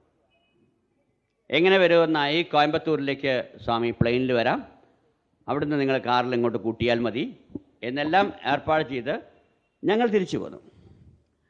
ഞങ്ങൾ തിരിച്ചു വന്നപ്പോൾ ഇവിടുത്തെ REC എഞ്ചിനീയറിംഗ് കോളേജ് ഇങ്ങനെ തുടങ്ങുകയാണ്. അതിൻ്റെ പ്രാരംഭ പ്രവർത്തനങ്ങളെ ശരിക്കൊക്കെ ആയിട്ടുള്ളൂ. ആ സമയത്ത് ഒരു 4th ഇയറൊക്കെ വരെയായി. ഫസ്റ്റ് ബാച്ചൊന്നും പുറത്തിറങ്ങിയിട്ടില്ല. അപ്പോൾ അന്നത്തെ പ്രിൻസിപ്പാൾ ഡോക്ടർ കേശവ റാവു, അദ്ദേഹം കർണാടകക്കാരനാണ്. പണ്ട് മുതൽക്കേ ഭഗവാൻ സത്യസായി ബാബയുടെ ഭക്തനാണ്. ഞങ്ങളിങ്ങ് പോകുന്ന ഉടനെ അദ്ദേഹത്തെ സ്വാമി ഇൻ്റർവ്യൂ വിളിച്ചു. എന്നിട്ട് അദ്ദേഹത്തോട് പറഞ്ഞു, ഞാൻ കോഴിക്കോട്ട് വരുന്നു, നിൻ്റെ വീട്ടിൽ വരുന്നു പറഞ്ഞു. അദ്ദേഹത്തിൻ്റെ വീട്ടിൽ. ഡോക്ടർ PB മേനോനോട് പറഞ്ഞു, PB മേനോൻ്റെ വീട്ടിൽ വരുന്നു. കേശവറാവിനോട് പറഞ്ഞു, കേശവറാവിൻ്റെ വീട്ടിൽ വരുന്നു. അദ്ദേഹത്തിനോട് ഡേറ്റും ടൈമും ഒക്കെ അദ്ദേഹത്തിന് കൊടുത്തു. ഡോക്ടർ PB മേനോനും ഡേറ്റും ടൈമും ഒക്കെ കൊടുത്തു. 2 പേർക്കും ടൈമും ഡേറ്റും ആയി. പക്ഷേ PB മേനോന് കൊടുത്ത ഡേറ്റിനെക്കാട്ടിലും 2 ദിവസം മുമ്പാണ് കേശവറാവിന് ഡേറ്റ് കൊടുത്തത്. അപ്പോൾ പിന്നെ ആദ്യം വരിക കേശവറാവിൻ്റെ വീട്ടിലേക്കാണല്ലോ. ഉടനെ തന്നെ കേശവറാവിൻ്റെ വീട്ടിൽ സ്വാമി വരുന്നു എന്നുള്ളത് സത്യമാണോ എന്നറിയുവാൻ വേണ്ടി ഡോക്ടർ PB മേനോൻ പറഞ്ഞു, ഒന്ന് വരൂ താനും, നമുക്ക് ഒരുമിച്ച് വീണ്ടും ഒന്ന് സ്വാമിയോട് പോയി ചോദിക്കാമെന്ന് പറഞ്ഞ് വീണ്ടും ഞങ്ങൾ ഊട്ടിയിലേക്ക് പോയി. ഇവിടെ അടുത്തല്ലേ ഊട്ടി എന്നുള്ള കാരണത്താൽ. അപ്പോൾ ഭഗവാൻ ബാബ അവിടെ ചെന്നപ്പോൾ പറഞ്ഞു, ഞാൻ അങ്ങനെ പറഞ്ഞു, അതുകൊണ്ട് ഞാൻ നേരത്തെ വരാം, ഞാൻ കേശവറാവിൻ്റെ വീട്ടിൽ വരാം, വീട്ടിൽ വന്നിട്ട് നിൻ്റെ വീട്ടിലൊക്കെ വരാം എന്ന് പറഞ്ഞു. അപ്പോൾ അത് സത്യമാണല്ലോ എന്ന് വിചാരിച്ച് തിരിച്ചു പോന്നു. ഇവിടെ എത്തിയിട്ട് ഡോക്ടർ PB മേനോൻ കേശവറാവിന് ഫോൺ ചെയ്തു. അവർ തമ്മിൽ പരിചയമൊന്നുമില്ല. കേശവറാവിന് ഫോൺ ചെയ്തു, നിങ്ങളുടെ വീട്ടിൽ സ്വാമി വരുന്നു എന്ന് കേട്ടു, ഞാൻ എന്തെല്ലാമാണ് ചെയ്യേണ്ടത് എന്ന് ചോദിച്ചു. അപ്പോൾ അദ്ദേഹം ഒന്നും ചിന്തിക്കാതെ അദ്ദേഹം പറഞ്ഞു, no you need not worry, I will arrange everything എന്ന് പറഞ്ഞു. അത് അദ്ദേഹത്തിനൊരു അപമാനമായി തോന്നി. നിങ്ങൾ വന്ന് എല്ലാം ചെയ്യണമെന്ന് പറയുന്നതിന് പകരം നിങ്ങൾ കാര്യമായിട്ടൊന്നും ചെയ്യേണ്ട, ഞാൻ അറേഞ്ച് ചെയ്തോളാം എന്ന് പറഞ്ഞത് അദ്ദേഹത്തിനൊരു അപമാനമായി തോന്നി. ഇതൊക്കെ ഭഗവാൻ ഉണ്ടാക്കി തീർക്കുന്നതാണ്. അപ്പോൾ അദ്ദേഹം എന്നോട് പറഞ്ഞു, എന്താ കേശവറാവ് അങ്ങനെ പറയാൻ കാരണം? അപ്പം ഞാൻ അവിടെ ചെല്ലണ്ട എന്ന അർത്ഥത്തിൽ, അങ്ങനെയൊന്നും അല്ല ഡോക്ടറെ, ഡോക്ടർ അങ്ങനെയൊന്നും ചിന്തിക്കേണ്ട ആവശ്യമില്ല, അങ്ങനെ ചെല്ലണ്ട അർത്ഥത്തിലൊന്നുമല്ല സ്വാമി പറഞ്ഞിരിക്കുന്നത് എന്ന് ഞാൻ പറഞ്ഞു. പക്ഷേ ഡോക്ടർ വീണ്ടും വിളിച്ചു കേശവറാവ്, സ്വാമി എത്ര മണിക്കാണ് വരിക? ഇത്ര മണിക്ക് വരിക. അപ്പോൾ ഞാൻ എവിടെയാണ് വെയിറ്റ് ചെയ്യേണ്ടത്? No, you need not come എന്ന് പറഞ്ഞു. അത് അതിലേറെ അബദ്ധമായി. അപ്പോൾ ഇദ്ദേഹം ഡോക്ടർ പി വി മേനനെ വിഷമിപ്പിക്കേണ്ടെന്ന് വിചാരിച്ചിട്ട് സ്വാമിയും കൊട്ടി ഡോക്ടർ പി വി മേനൻ്റെ വീട്ടിലെത്താലോ എന്നൊക്കെ വിചാരിച്ചിട്ടാണ് കേശവറാവു സംസാരിക്കുന്നത്. പി വി മേനോൻ അതെടുക്കുന്നത് വേറെ സെൻസിലാണ്. ഇതൊക്കെ അറിയാതെ നമ്മുടെ വാക്കുകളിൽ നിന്ന് അർത്ഥങ്ങൾ വേറെ വേറെ എടുക്കുകയാണ്. അത് കഴിഞ്ഞ് ഭഗവാൻ ബാബ ഊട്ടിയിൽ നിന്ന് വരുമ്പോൾ നിലമ്പൂർ വഴിക്കാണ് വരുന്നത്. അപ്പം ഞാൻ ആദ്യം വിചാരിച്ച് ഊട്ടിയിൽ പോയി ഭഗവാന്റെ കൂടെ ഇങ്ങോട്ട് വരാമെന്ന്. അപ്പോൾ സ്വാമി പറഞ്ഞു, വേണ്ട, നീ കോഴിക്കോട് കാത്തു നിന്നാൽ മതി എന്ന് പറഞ്ഞു. അപ്പം ഞാൻ എൻ്റെ നാടല്ലേ, ഇവിടുത്തെ കാര്യങ്ങളൊക്കെ ആയിട്ട് ഇവിടെ കാത്തു നിൽക്കാമെന്ന് പറഞ്ഞ് നിലമ്പൂർ വഴി ഭഗവാൻ സത്യസായി ബാബ കോഴിക്കോട് വന്നു. വന്ന് RECയിലേക്കാണ് സ്വാമി വരുന്നത്. വിചാരിച്ചത് സ്വാമി ഉച്ചയ്ക്ക് 12 മണിക്ക് വരുന്നതാണ്. സ്വാമി വന്നപ്പോൾ വൈകുന്നേരം 4 മണിയായി. വൈകുന്നേരം 4 മണിയായപ്പോൾ ഭഗവാൻ ബാബ ഇങ്ങനെ ഇറങ്ങുമ്പോഴേക്കും കോളേജ് വിട്ടു. കോളേജ് വിട്ട് റീജിയണൽ എഞ്ചിനീയറിംഗ് കോളേജിലെ സ്റ്റുഡൻസ് മുഴുവൻ ഈ പ്രിൻസിപ്പാളുടെ വീട്ടിലേക്ക് ഇങ്ങനെ ഇരച്ച് കയറിയിട്ട് അവിടെ വളണ്ടിയേഴ്സും ആരുമില്ല. എല്ലാവരും കൂടി ഭഗവാൻ ബാബയുടെ മുടി പിടിച്ച് വലിക്കാൻ തുടങ്ങി. ഭഗവാൻ ബാബ ഒറ്റപ്പെട്ടു, ആർക്കും ഒന്നും ചെയ്യാൻ പറ്റിയില്ല. പലരുടെയും കയ്യിൽ ഭഗവാൻ ബാബയുടെ മുടി പറഞ്ഞു പോന്നു. എല്ലാവർക്കും നോക്കി നിൽക്കാനല്ലാതെ വേറെ ഒന്നും ചെയ്യാൻ പറ്റുന്നില്ല. ഭഗവാൻ ബാബയെ കുട്ടികളാകെ അറസ്റ്റ് ചെയ്തുകൊണ്ട് അവർ ശരിക്കും ഗരാവോ ചെയ്യുന്നത് മാതിരി അവർ പലവരും മുദ്രാവാക്യം വിളിച്ചുകൊണ്ട് ഇത് മുഴുവൻ തട്ടിപ്പാണ്, വെട്ടിപ്പാണ്, വിഗ്ഗാണ് തലയിൽ വെച്ചിരിക്കുന്നത് എന്ന് പറഞ്ഞ് മുടി പിടിച്ച് വലിക്കാൻ തുടങ്ങി. ഒന്നും ചെയ്യാൻ പറ്റില്ല. അടുത്തേക്ക് അടുത്താൽ ഇത് കുട്ടികളുടെ കൂട്ടമല്ലേ, അതിലേക്ക് എന്ത് ചെയ്യാൻ പറ്റും? അങ്ങനെ വന്നപ്പോൾ ഒരു 10-20 മിനിറ്റ് കഴിഞ്ഞപ്പോൾ ഭഗവാൻ ബാബ തന്നെ അവരൊക്കെ ഇങ്ങനെ ഇരുത്തുന്നുണ്ട്. എന്ന് പറഞ്ഞാൽ പരീക്ഷിക്കാൻ പോയവരൊക്കെ പരീക്ഷത്തിന് ശേഷം അവർ പരിപൂർണമായും ബോധ്യപ്പെട്ട് കഴിഞ്ഞു, ഇത് വിഗ്ഗല്ല എന്ന് ബോധ്യപ്പെട്ട് പലരുടെയും കയ്യിൽ മുടി പറഞ്ഞു പോന്നു. അപ്പം ഭഗവാൻ തന്നെ എല്ലാവരെയും ഇരുത്തിയിട്ട് ഭഗവാൻ ഒരു ചെയർ കൊണ്ടുവരാൻ പറഞ്ഞ് ഭഗവാൻ ആ ചെയറിലിരുന്ന് ഏറാടി ബ്രദേഴ്സിനെ വിളിച്ചിട്ട് സ്വാമി ഭജന പാടാൻ പറഞ്ഞു. അങ്ങനെ ഭജന സ്റ്റാർട്ട് ചെയ്തു. ഈ ഭജനയിൽ കുട്ടികളൊക്കെ ഇരുന്ന് ഭജന പാടാൻ തുടങ്ങി. അതുവരെ എതിർത്തവരൊക്കെ അറിയാതെ ഭജന പാടിക്കൊണ്ടിരുമ്പോൾ സ്വാമി മെല്ലെ അകത്തേക്ക് കയറി. അപ്പം ഞങ്ങളൊക്കെ അകത്ത് കയറി സ്വാമി നേരെ മുകളിൽ സ്വാമിക്ക് വേണ്ടി ഒരുക്കിയ മുറിയിലേക്ക് വന്നു. അപ്പം ഞാനും മെല്ലെ ചെന്നു. അപ്പോൾ എന്നോട് ചോദിച്ചു, എവിടെ പോയി നിൻ്റെ ഡോക്ടർ മീനാൻ എവിടെയെന്ന് ചോദിച്ചു. മീനാൻ എന്നാണ് സ്വാമി വിളിക്കുക. അപ്പോൾ ഡോക്ടർ മീനാൻ എവിടെയെന്ന് ചോദിച്ചു. അപ്പോൾ ഞാൻ പറഞ്ഞു, സ്വാമി വന്നിട്ടില്ല. എന്തുകൊണ്ട് വന്നിട്ടില്ല എന്ന് ചോദിച്ചു. ഇപ്പം ഇനി ഒരു പരദൂഷണം പറയണ്ടേ, എന്തുകൊണ്ട് വന്നിട്ടില്ല എന്ന് ചോദിച്ചാൽ ഇവർ തമ്മിലുള്ള അഭിപ്രായ വ്യത്യാസമാണ് വരാതിരിക്കാനുള്ള കാരണം. അപ്പോൾ സ്വാമി പറഞ്ഞു, അവനിവിടെ വരാത്തത് കൊണ്ട് ഞാൻ അവൻ്റെ വീട്ടിൽ മാത്രം പോവില്ല, ഒരാഴ്ച കോഴിക്കോട് താമസിക്കാൻ പോവുകയാണ്. പല ഭക്തന്മാരുടെയും വീട്ടിൽ പോവും, പക്ഷെ അവൻ്റെ വീട്ടിൽ മാത്രം പോവില്ല എന്നാണ്. എന്നെ സംബന്ധിച്ചോളം അത് വളരെ വലിയ വേദനയായി മാറി. കാരണം ഞാൻ ഏറ്റവും അധികം സ്നേഹിക്കുന്ന എൻ്റെ പിതൃതുല്യനായിട്ടുള്ള ഡോക്ടറെ വീട്ടിൽ വരണം എന്ന് എനിക്ക് വലിയ ആഗ്രഹമുണ്ടായിരുന്നു. അത് വരാത്തപ്പോൾ എനിക്ക് വലിയ വിഷമമായി. ഇദ്ദേഹത്തെ എങ്ങനെയെങ്കിലും വിവരം അറിയിക്കണമല്ലോ, എന്നിട്ട് എങ്ങനെയെങ്കിലും ഇങ്ങോട്ട് വരുത്തണമല്ലോ എന്ന് വിചാരിച്ച് നിൽക്കുമ്പോൾ പെട്ടെന്ന് സ്വാമി വന്ന കാറിന് ഒരു ബ്രേക്ക് ഡൗൺ മാതിരി എന്തോ ചില പ്രശ്നങ്ങളുണ്ട്. അപ്പോൾ സ്വാമി എന്നെ വിളിച്ചിട്ട് പറഞ്ഞു, ഡോക്ടർ ധൈര്യം എന്ന് പറഞ്ഞ ആളാണ് കാറ് ഡ്രൈവ് ചെയ്യുന്നത്. കൂടെ തമിഴ്നാട്ടിലെ ഡോക്ടർ മാർത്തൻ എന്ന് പറഞ്ഞ വേറൊരു വ്യക്തിയുണ്ട്. ഈ ഡോക്ടർ ധൈര്യത്തിനോട് എന്നെ കൂട്ടിയിട്ട് ചാത്തമംഗലത്ത് നിന്ന് കോഴിക്കോട് സിറ്റിയിൽ വന്ന് കാറിൻ്റെ കേടെന്താണോ, ബ്രേക്ക് ഡൗൺ എന്താണോ, ബ്രേക്കിൻ്റെ പ്രശ്നമുള്ളത് അതൊക്കെ ഒന്ന് സെറ്റപ്പ് ചെയ്യാൻ വേണ്ടി സ്വാമി എന്നെ ഏർപ്പാട് ചെയ്തു. ഞാൻ വിചാരിച്ചു ഇത് എനിക്ക് പറ്റിയ അവസരമാണ്, ഇതൊന്ന് ഡോക്ടർ പി വി മേനനെ വിവരം അറിയിക്കാൻ പറ്റുമെന്ന് വിചാരിച്ച് ഞാൻ ഭഗവാന്റെ കാറുമായിട്ട്, ഇങ്ങേർക്കൊന്നും അറിയില്ല കോഴിക്കോട്ടെ വഴി. ഞാൻ പറഞ്ഞു, കോഴിക്കോട് വർക്ക്ഷോപ്പിലേക്ക് വഴി ചാലപ്പുറത്ത് കൂടെ മാത്രമേ ഉള്ളൂ, വേറെ വഴിയില്ല എന്ന് പറഞ്ഞു. അങ്ങനെ ആകെ കോഴിക്കോട് വർക്ക്ഷോപ്പിലേക്ക് വഴി ചാലപ്പുറത്തിൽ കൂടെ ഉള്ളൂ എന്ന് പറഞ്ഞ് ചാലപ്പുറത്ത് കൂടെ കൊണ്ടുവന്ന് ഡോക്ടർ പി വി മേനൻ്റെ പഠിക്കൽ നിർത്തിയിട്ട് പി വി മേനൻ്റെ വീട്ടിൽ കയറി ഡോക്ടർ പി വി മേനോട് പറഞ്ഞു, ഡോക്ടറെ കാര്യം മുഴുവൻ പെശകാണ്, ഡോക്ടറെ കാണാത്തതുകൊണ്ട് സ്വാമിക്ക് വളരെയധികം വിഷമിച്ചിരിക്കുന്നുണ്ട്. ഡോക്ടറെ ഇനി സ്വാമിയെ കാണാൻ പോയിട്ടില്ലെങ്കിൽ ഡോക്ടറെ വീട്ടിലൊഴിച്ച് ബാക്കി എല്ലാ സ്ഥലത്തും സ്വാമി വരും എന്ന് പറഞ്ഞു. അപ്പോൾ എന്നോട് കേശവറാവു ഇങ്ങനെ പറഞ്ഞതോ എന്ന് ചോദിച്ചു. ഞാൻ പറഞ്ഞു, സ്വാമി എവിടെ വരുന്നോ അത് പ്രശാന്തി നിലയമായി കണക്കാക്കണം. അവിടെ നമുക്ക് ആരുടെയും പെർമിഷൻ ആവശ്യമില്ല. അവിടെ 10,000 കണക്കിന് ആൾക്കാർ വന്നത് കേശവറാവിൻ്റെ പെർമിഷൻ ചോദിച്ചിട്ടൊന്നുമല്ല, അതുകൊണ്ട് ഡോക്ടർ ഈ പെർമിഷൻ നിൽക്കേണ്ട ആവശ്യമില്ല, ഉടനെ വന്നില്ലെങ്കിൽ പ്രശ്നമാണെന്ന് പറഞ്ഞു. ഡോക്ടർക്ക് ആകെ ബോധ്യപ്പെട്ടു. ഡോക്ടർ ഉടനെ വരാൻ തയ്യാറായി. ഞാനൊന്നും അറിയാത്ത ആളെ പോലെ ഞാനിതും കൊണ്ട് അന്നിവിടെ സത്യസായി ഒരു വർക്ക്ഷോപ്പ് ഉണ്ടായിരുന്നു ഫ്രാൻസിസ് ലോർഡ് ഡേവിസൺ തിയേറ്ററിൻ്റെ മുന്നിലായിട്ട്, മിസ്റ്റർ ദേവദാസിൻ്റെ. അവിടെ സ്വാമിയുടെ വണ്ടി കയറ്റി, അദ്ദേഹത്തിൻ്റെ ഒരു ഭാഗ്യം, അവിടെ ഭഗവാന്റെ വണ്ടി കയറ്റി അതിൻ്റെ എന്താണോ ബ്രേക്കിൻ്റെ പ്രോബ്ലം അതൊക്കെ അദ്ദേഹം തീർത്തു. അദ്ദേഹത്തിന് അന്നൊന്നും അതിൻ്റെ വില അറിഞ്ഞിരുന്നില്ല. പിന്നീട് കുറേ കാലം കഴിഞ്ഞ് അദ്ദേഹം പുട്ടപ്പത്തിയിൽ പോയി അദ്ദേഹത്തിനോട് പറയുകയുണ്ടായി, അന്നൊന്നും ഞാൻ ഇതിൻ്റെ വില അറിഞ്ഞില്ല എന്ന് പിന്നീട് ദേവദാസ് പറയുകയുണ്ടായി. എല്ലാം ശരിയാക്കി ഞാൻ സ്വാമിയുടെ കാറുമായിട്ട് നേരെ ചാത്തമംഗലത്തെത്തിയപ്പോഴേക്കും ഡോക്ടർ പി ബി മേനോൻ അവിടെ എത്തിയിരിക്കുന്നു. ഭഗവാൻ ബാബ മോളുടെ മുറിയിൽ റെസ്റ്റ് എടുത്തുകൊണ്ടിരിക്കുക.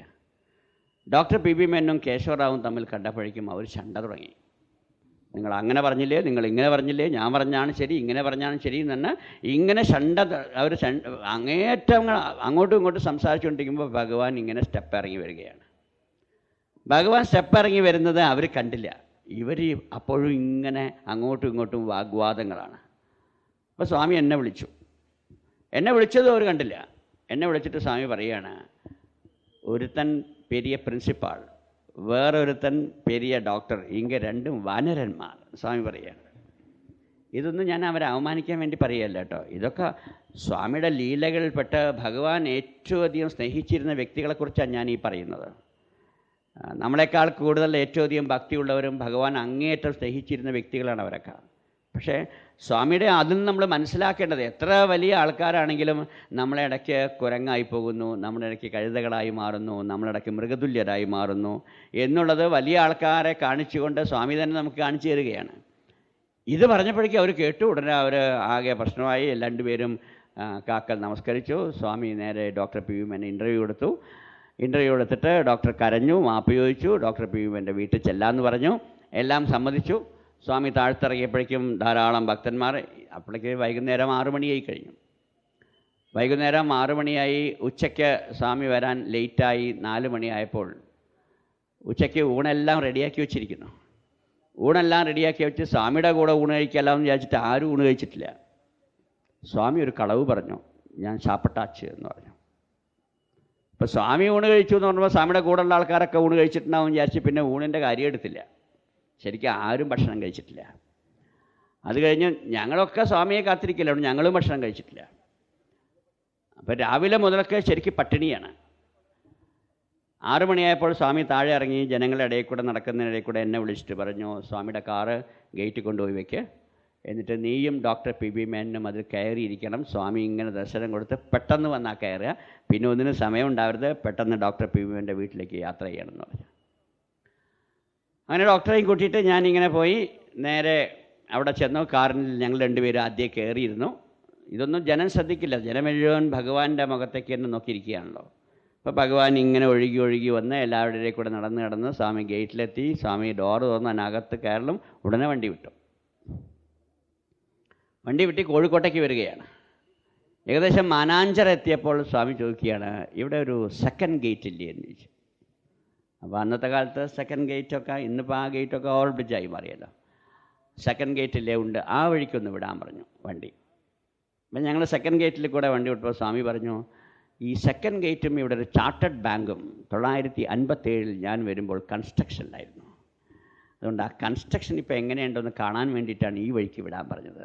അയ്യോ ഇപ്പോൾ ഗംഭീരമായിട്ടുണ്ടല്ലോ ഇവിടുത്തെ കൺസ്ട്രക്ഷൻ എന്നൊക്കെ പറഞ്ഞ്. അന്ന് അവിടെ ഒരു ചാർട്ടേഡ് ബാങ്ക് ഉണ്ടായിരുന്നു. ഇതൊക്കെ ഭഗവാൻ 57 ആ വഴിക്ക് പോകുമ്പോൾ കൺസ്ട്രക്ഷനിലായിരുന്നു എന്ന് നമ്മളെ ആ ഓർമ്മ കാണിക്കുകയാണ്. അത് കഴിഞ്ഞ് പി ബി എന്നോട് ചോദിച്ചു, എവിടെയാണ് നിൻ്റെ വീട്? ചാലപ്പുറത്താണ്. നിൻ്റെ വീട്ടിലിപ്പോൾ ആരൊക്കെയാണ് ഉള്ളത്? ആരുമില്ല സ്വാമി, എൻ്റെ വൈഫ് മാത്രമേ ഉള്ളൂ, വൈഫും മകനേ ഉള്ളൂ, വേറെ ആരുമില്ല. അപ്പോൾ സ്വാമി ചോദിച്ചു, ഉറപ്പാണോ എന്ന് ചോദിച്ചു. അതെ ഉറപ്പാണെന്ന് പറഞ്ഞു. നിൻ്റെ വീട്ടിലേക്ക് എത്ര ഗേറ്റ് ഉണ്ടെന്ന് ചോദിച്ചു. സ്വാമി ഒരു ഗേറ്റേ ഉള്ളൂ, വലിയ ഗേറ്റാണത് എന്ന് പറഞ്ഞു. ഉടനെ ചോദിച്ചു, അല്ല ഒരു വിക്കറ്റ് ഗേറ്റ് ഉണ്ടല്ലോ നിൻ്റെ വീട്ടിലേക്ക്? ഇല്ല സ്വാമി, അങ്ങനെ വിക്കറ്റ് ഗേറ്റ് ഒന്നുമില്ല. തൊട്ട നൈബറുടെ വീട്ടിൽ നിന്നൊരു വിക്കറ്റ് ഗേറ്റ് ഇല്ലേ എന്ന് ചോദിച്ചു.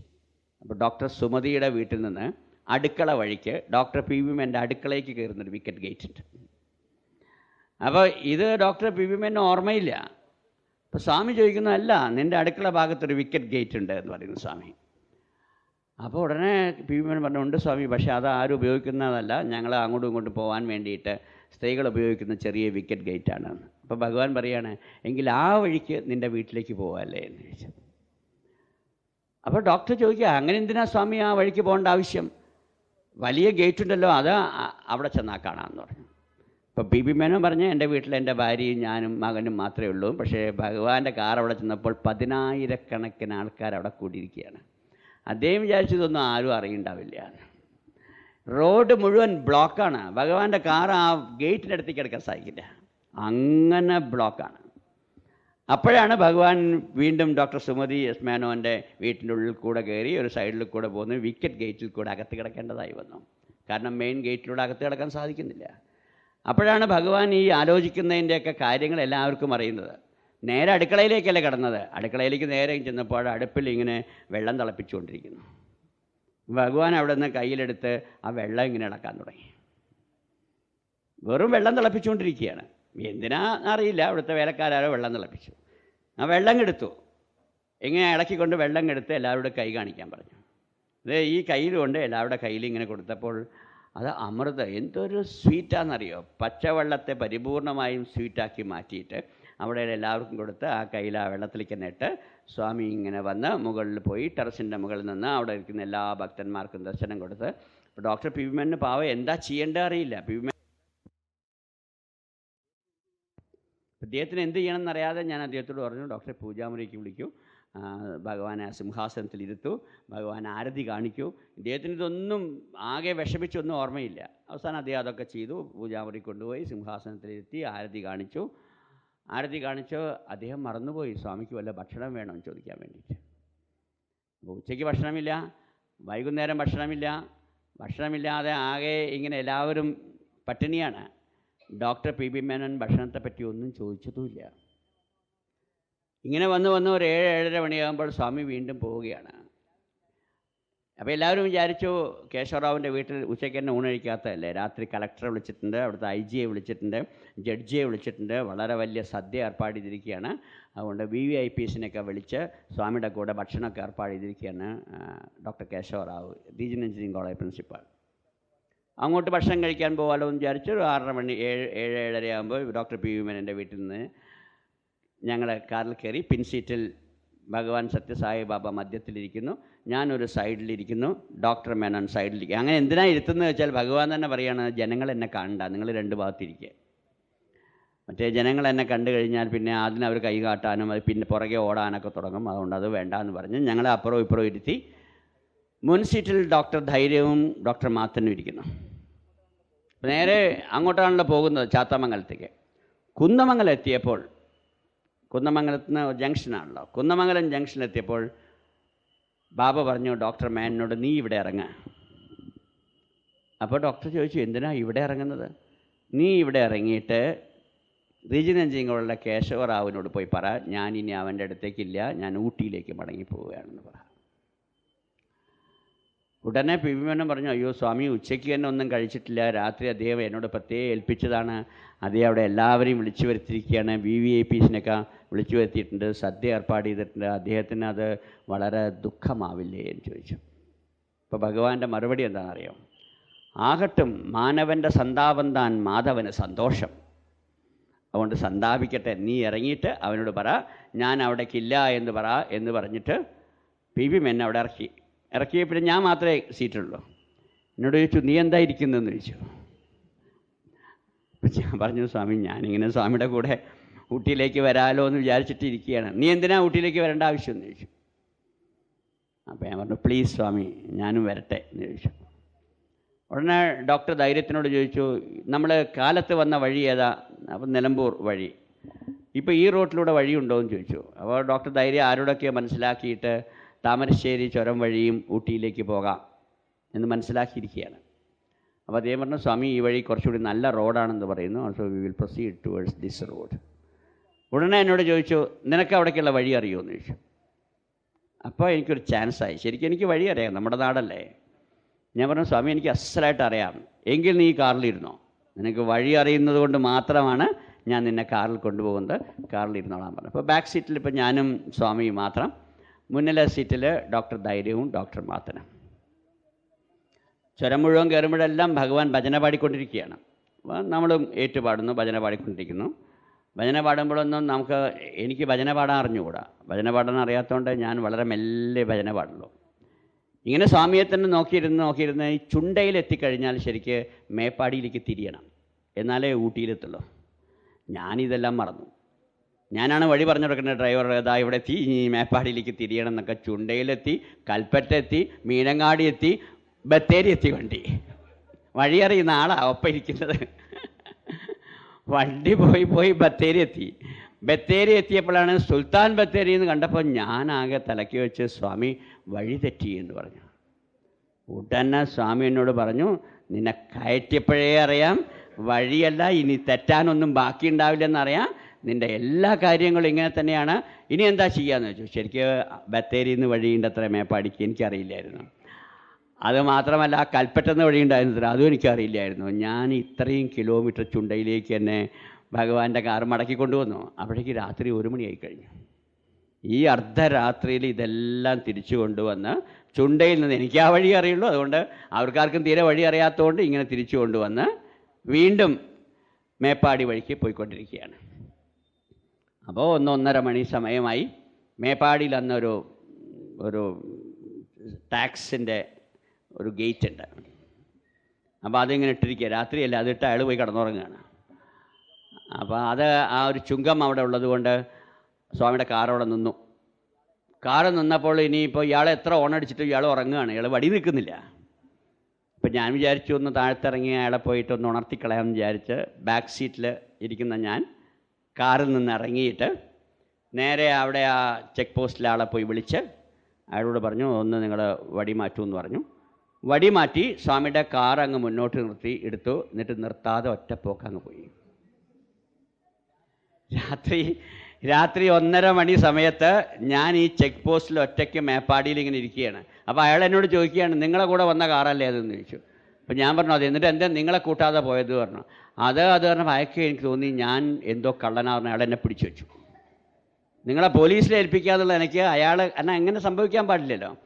അയാളെന്നെ പിടിച്ചു വെച്ചപ്പോൾ സ്വാമിയുടെ കൂടെ പോകാൻ പറ്റിയില്ല എന്ന് മാത്രമല്ല, ഇയാളെന്നെ പോലീസിൽ ഏൽപ്പിക്കാൻ പോകാമെന്ന് കേട്ടപ്പോൾ ഞാൻ അവിടുന്ന് കൊതറിയൊരു ഓട്ടോ ഓടി. രാത്രിയാണ്. ഓടിയിട്ട് എവിടെയും സ്വാമിയുടെ കാറ് കാണാനില്ല. ഓടി കുറേ കഴിഞ്ഞപ്പോൾ കിതച്ച് ഏകദേശം 2 ഫർളവും ഞാൻ ഓടിയപ്പോൾ ഒരു ഹെയർ പിൻ ഉണ്ട്. ആ ഹെയർ പിന്നിൻ്റെ അവിടെ സ്വാമി കാറ് നിർത്തിയിട്ടിരിക്കുകയാണ്. ഓടി ഞാൻ അവിടെ ചെന്ന് ഞാൻ കാറ് തുറക്കാൻ നേരത്ത് ഉള്ളിൽ നിന്ന് ലോക്ക് ചെയ്തിരിക്കുന്നു. കാറൊന്നും തുറക്കാൻ പറ്റുന്നില്ല, ചില്ലൊക്കെ പൊന്തിച്ച് ഉള്ളിൽ നിന്ന് ലോക്ക് ചെയ്തിരിക്കുന്നു. ഞാൻ കുറേ ഗ്ലാസ്സിന് മുട്ടി, അകത്തുനിന്ന് തുറക്കുന്നില്ല. സ്വാമി എന്ന് വിളിച്ചു, ഒരനക്കവും ഇല്ല. ഇങ്ങനെ കിതച്ചുകൊണ്ടാണ് വിളിക്കുന്നതൊക്കെ. കയറ്റമല്ലേ, വളരെ ക്ഷീണിച്ചിരിക്കുന്നു. അവസാനം ഉറക്കെ കരയാൻ തുടങ്ങി, സ്വാമി എന്ന് വിളിച്ച്. അപ്പം മെല്ലെ വാതിൽ തുറന്നു. വാതിൽ വന്നിട്ട് യാരിത് ചോദിച്ചു, ഒന്നും അറിയാത്തവനെ പോലെ. അപ്പോൾ സ്വാമി നീ എപ്പോഴാണ് ഇറങ്ങിയത് എന്ന് ചോദിച്ചു. സ്വാമി ചെക്ക് പോസ്റ്റിൽ ഇറങ്ങി. ആരോട് ചോദിച്ചിട്ട് ഇറങ്ങി എന്ന് ചോദിച്ചു. അപ്പോൾ സ്വാമി കണ്ടുകൊണ്ടിരിക്കുന്നില്ലേ ഞാൻ ഇറങ്ങുന്നത്, നിനക്ക് ട്രാഫിക് റൂൾ തരുമോ എന്ന് ചോദിച്ചു. ഒന്നും മിണ്ടിയില്ല. ഏതൊരു വാഹനത്തു നിന്ന് ആരിറങ്ങുമ്പോഴും ഡ്രൈവർ അറിയാതെ ഒരു പാസഞ്ചറും ഒരു വാഹനത്തു നിന്നും ഇറങ്ങാൻ പാടില്ല. ബസ്സിൽ നിന്ന് പോലും നിങ്ങളുടെ പേരും അഡ്രസ്സൊന്നും അറിയില്ലെങ്കിലും ഒരു പാസഞ്ചർ ഇറങ്ങുന്നുണ്ട് എന്ന് ഡ്രൈവർ അറിഞ്ഞിരിക്കണം. ഡ്രൈവർ അറിയാതെ ഒരു പാസഞ്ചറും ഒരു വാഹനത്തു നിന്നും താഴെ ഇറങ്ങാൻ പാടില്ല. ട്രാഫിക് റൂൾ ഇത് അറിയില്ലല്ലേ എന്ന് ചോദിച്ചു. ഡ്രൈവറോട് ചോദിച്ചോ നീ? അപ്പം ഞാൻ ക്ഷമിക്കണം സ്വാമി, മാപ്പ് തരണം സ്വാമി എന്നൊക്കെ പറഞ്ഞ് ഉള്ളിലേക്ക് കയറിയിരിക്കാൻ പറഞ്ഞു. ഉള്ളിൽ കയറി. എന്നിട്ട് വീണ്ടും ഇങ്ങനെ പിന്നെ ഗൂഡല്ലൂർ ഭാഗത്തേക്ക് ചുരമാണല്ലോ, ആ ചുരം ഇങ്ങനെ കയറിക്കൊണ്ടിരിക്കുമ്പോൾ സ്വാമി ഭജന പാടാൻ തുടങ്ങി. നല്ല രസമുള്ള ഭജനയാണ്. ഹേ ഗിരിധര ഗോപാല എന്നുള്ള ഭജന പാടിക്കൊണ്ടിരിക്കുക. ഇപ്പം ഇവിടെ ഭജനയൊന്നും അങ്ങോട്ട് യേശുന്നില്ല. രാവിലെ മുതൽക്ക് പട്ടിണിയാണ്. ഞാൻ മാത്രമല്ല, ഡോക്ടർ ധൈര്യം ഒന്നും കഴിച്ചിട്ടില്ല, ഡോക്ടർ മാത്രം ഒന്നും കഴിച്ചിട്ടില്ല, ഭഗവാൻ ബാബയും ഒന്നും കഴിച്ചിട്ടില്ല. നമുക്ക് വിശന്നിട്ട് എന്താ ചെയ്യേണ്ടത് അറിയില്ല. അങ്ങനെ വിഷമിച്ചിരിക്കുമ്പോഴാണ് ഭജന പാടിക്കൊണ്ടിരിക്കുന്നത്. അപ്പോൾ ഈ ഭജനയൊന്നും ശരിക്കും യേശുന്നില്ല. ഇത് മാത്രമല്ല, ഡോക്ടർ ധൈര്യത്തിന് ഇങ്ങനെ ഉറക്കം വരുന്നുണ്ട്. അദ്ദേഹം ക്ഷീണിച്ചിരിക്കുക. അത് സ്വാമി മനസ്സിലാക്കി. സ്വാമി മനസ്സിലാക്കിയിട്ട് ഇദ്ദേഹത്തിൻ്റെ മുതുകിൽ ഇങ്ങനെ കൊട്ടിക്കൊണ്ട് സ്വാമിയുടെ വേർഡ്സ് അങ്ങ് മാറ്റി.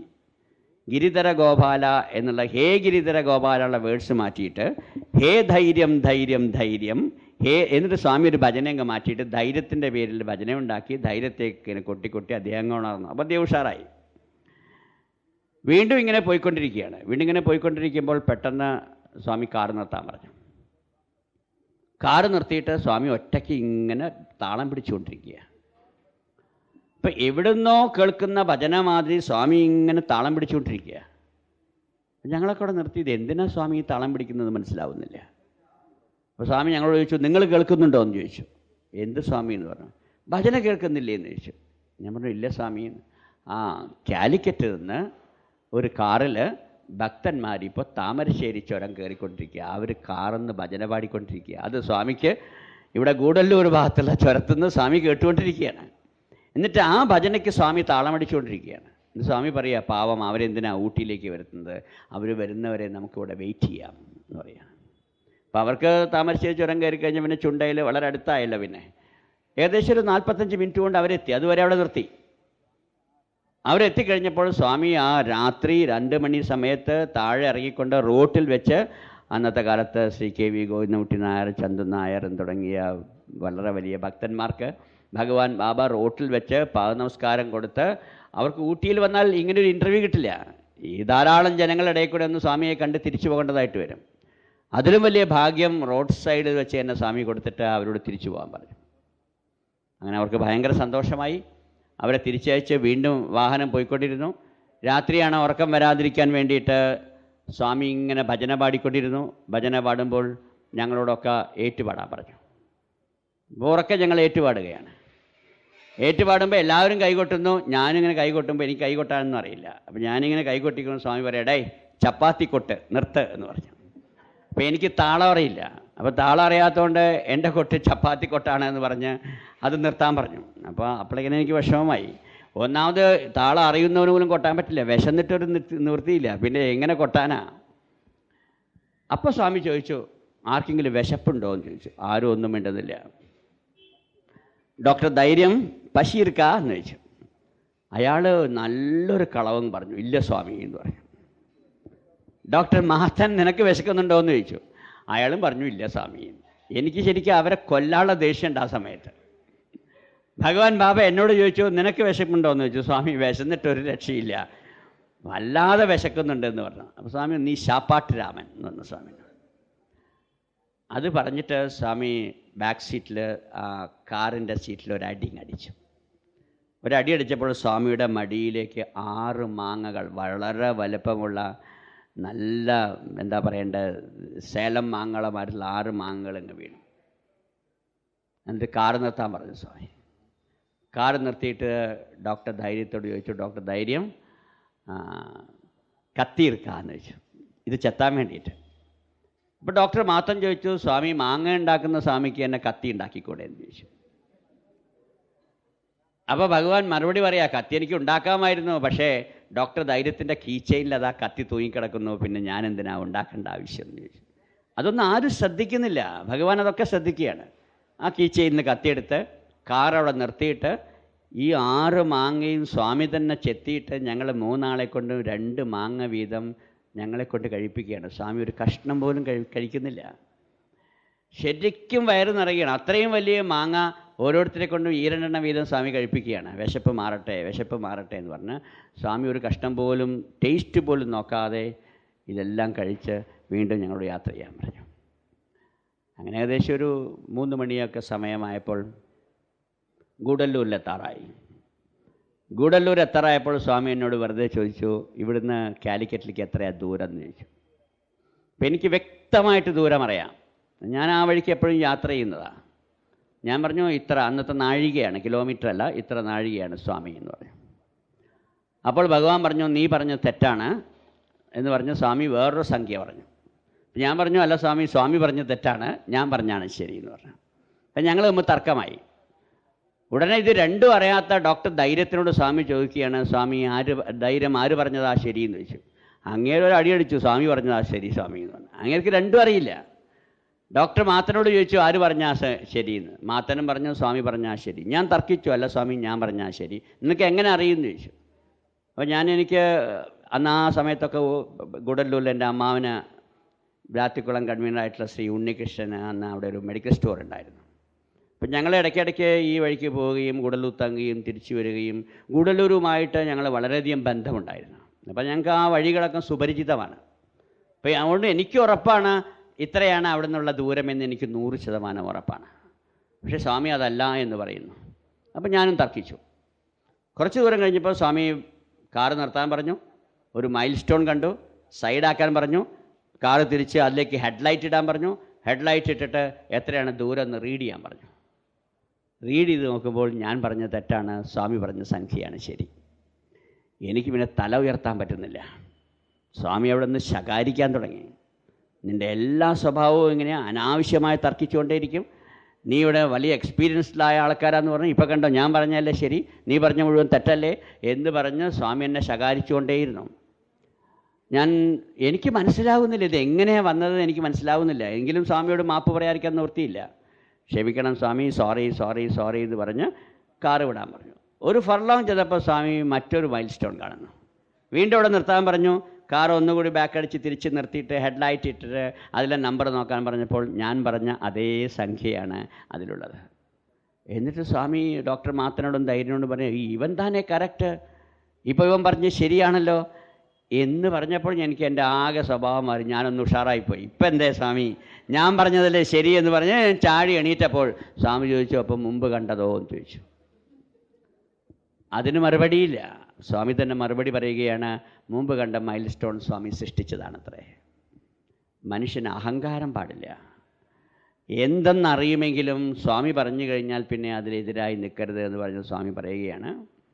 പണ്ട് അർജുനൻ നീ കൊണ്ട് കൃഷ്ണഭഗവാൻ കടൽ തീരത്ത് പോയിട്ട് ആകാശത്തിലൂടെ പറക്കുന്ന പക്ഷിയെ നോക്കിക്കൊണ്ട്, ഹേ അർജുന അത് പ്രാവല്ലേ എന്ന് ചോദിച്ചപ്പോൾ അർജുനൻ പറഞ്ഞു, പ്രാവാണ് സ്വാമി. അല്പം കഴിഞ്ഞപ്പോൾ കൃഷ്ണൻ പറഞ്ഞു, അല്ല അർജുന അതിനെ കാണുമ്പോൾ പരുന്തുമാതിരി തോന്നുന്നുണ്ടല്ലോ. ഉടനെ അർജുനൻ പറഞ്ഞു, അതെ സ്വാമി അത് പരുന്താണ്. കൃഷ്ണൻ പറഞ്ഞു, അല്ല അർജുന അതിനെ കണ്ട കാക്കയാണെന്ന് തോന്നുന്നുണ്ടല്ലോ.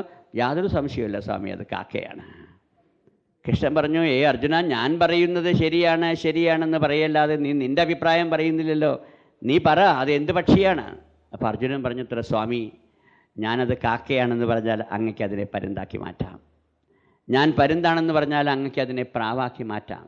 പിന്നെ ഞാൻ എന്ത് പറഞ്ഞിട്ടാ എന്താണ് കാര്യം? ഇതാണ് ഭക്തി എന്ന് പറയുന്നത്. നീ സ്വാമിയോട് തർക്കിക്കാൻ വരരുത്. സ്വാമി എന്ത് തെറ്റ് പറഞ്ഞാലും അത് ശരിയാണ്, അത് അംഗീകരിക്കണം. ഈ ലോകത്തിലെ സകല തെറ്റുകളെയും സൃഷ്ടിച്ച ഈശ്വരനാണ്, സകല ശരികളെയും സൃഷ്ടിച്ച ഈശ്വരനാണ്. ഈശ്വരൻ ഒരു നിമിഷം കൊണ്ട് തെറ്റിനെ ശരിയാക്കി മാറ്റാം, ശരിയെ തെറ്റാക്കി മാറ്റാം. അതുകൊണ്ട് ഇന്നത് തെറ്റ് ഇന്നത് ശരി എന്ന് പറഞ്ഞുകൊണ്ട് ഒരു തർക്കവും ലോകത്തിൽ ആരും പാടില്ല. എല്ലാവരും ഈശ്വര സൃഷ്ടിയാണ്, എല്ലാവരും ഈശ്വര സങ്കല്പമാണ്. ഓരോരുത്തരെ കൊണ്ടും ഈശ്വരൻ എന്ത് ചെയ്യിപ്പിക്കണമെന്ന് ആഗ്രഹിക്കുന്നുവോ അത് ഈശ്വരൻ ചെയ്യിപ്പിച്ചുകൊണ്ടേ ഇരിക്കുകയാണെന്നുള്ള ബോധവും പരിപൂർണമായി ഈശ്വരന് ശരണമടയണമെന്നുള്ളൊരു ഉപദേശവും ഭഗവാൻ എനിക്ക് തരികയുണ്ടായി. ഞാനതിൽ പൂർണ്ണമായും അതിൽ ബോധ്യവാനായി. പിന്നീട് എൻ്റെ ജീവിതത്തിൽ ഇന്നേ വരെ സ്വാമി എന്ത് പറഞ്ഞാലും ഞാൻ തർക്കിക്കില്ലെന്ന് മാത്രമല്ല, സ്വാമി എന്ത് എതിര് പറഞ്ഞാലും ശരി, ഭഗവാൻ എന്ത് തെറ്റുകൾ പറഞ്ഞാലും ശരി, എൻ്റെ ജീവിതത്തിൽ അത് ശരിയാണെന്നർത്ഥം. ഞാൻ ഇതിനു മുമ്പ് പ്രസംഗിച്ചു. നാളെ സ്വാമി പറയുകയാണ് കാറ്റുള്ള സ്പെല്ലിംഗ് CAT അല്ല CET ആണെങ്കിൽ ഞാൻ ഇനി മുതൽക്ക് എൻ്റെ ഡിക്ഷണറിയിൽ കാറ്റിൻ്റെ സ്പെല്ലിംഗ് CET ആക്കി മാറ്റും. എനിക്ക് ഇംഗ്ലീഷ് ഡിക്ഷണറി പ്രശ്നമല്ല. എൻ്റെ ആരാധ്യ പുരുഷനായ എൻ്റെ ഗുരുദേവനാകുന്ന ഭഗവാൻ എന്ത് പറയുന്നുവോ അതാണ് എനിക്ക് വേദം എന്ന് പറയുന്നത്. അവരവൻ്റെ ഇഷ്ടദേവന് തെറ്റുപറ്റുമോ എന്ന് അന്വേഷിക്കുവാനുള്ള അധികാരം നമുക്കില്ല. ഭഗവാൻ എന്ത് പറഞ്ഞാലും അത് ശിഷ്യനെ സംബന്ധിച്ചിടത്തോളം, ഭക്തനെ സംബന്ധിച്ചിടത്തോളം അത് മാത്രമാണ് ശരിയെന്ന വിശ്വാസവുമായിട്ട് നാം മുന്നോട്ട് പോകണമെന്നാണ് നമ്മളെ ഭഗവാൻ പഠിപ്പിക്കുന്നത്. അങ്ങനെ ഞങ്ങൾ മുന്നോട്ട് പോയി. ഊട്ടിയിലെത്തിയപ്പോഴേക്കും രാവിലെ ശരിക്കും നേരം വെളുത്തു. 6 മണിയായി കഴിഞ്ഞു.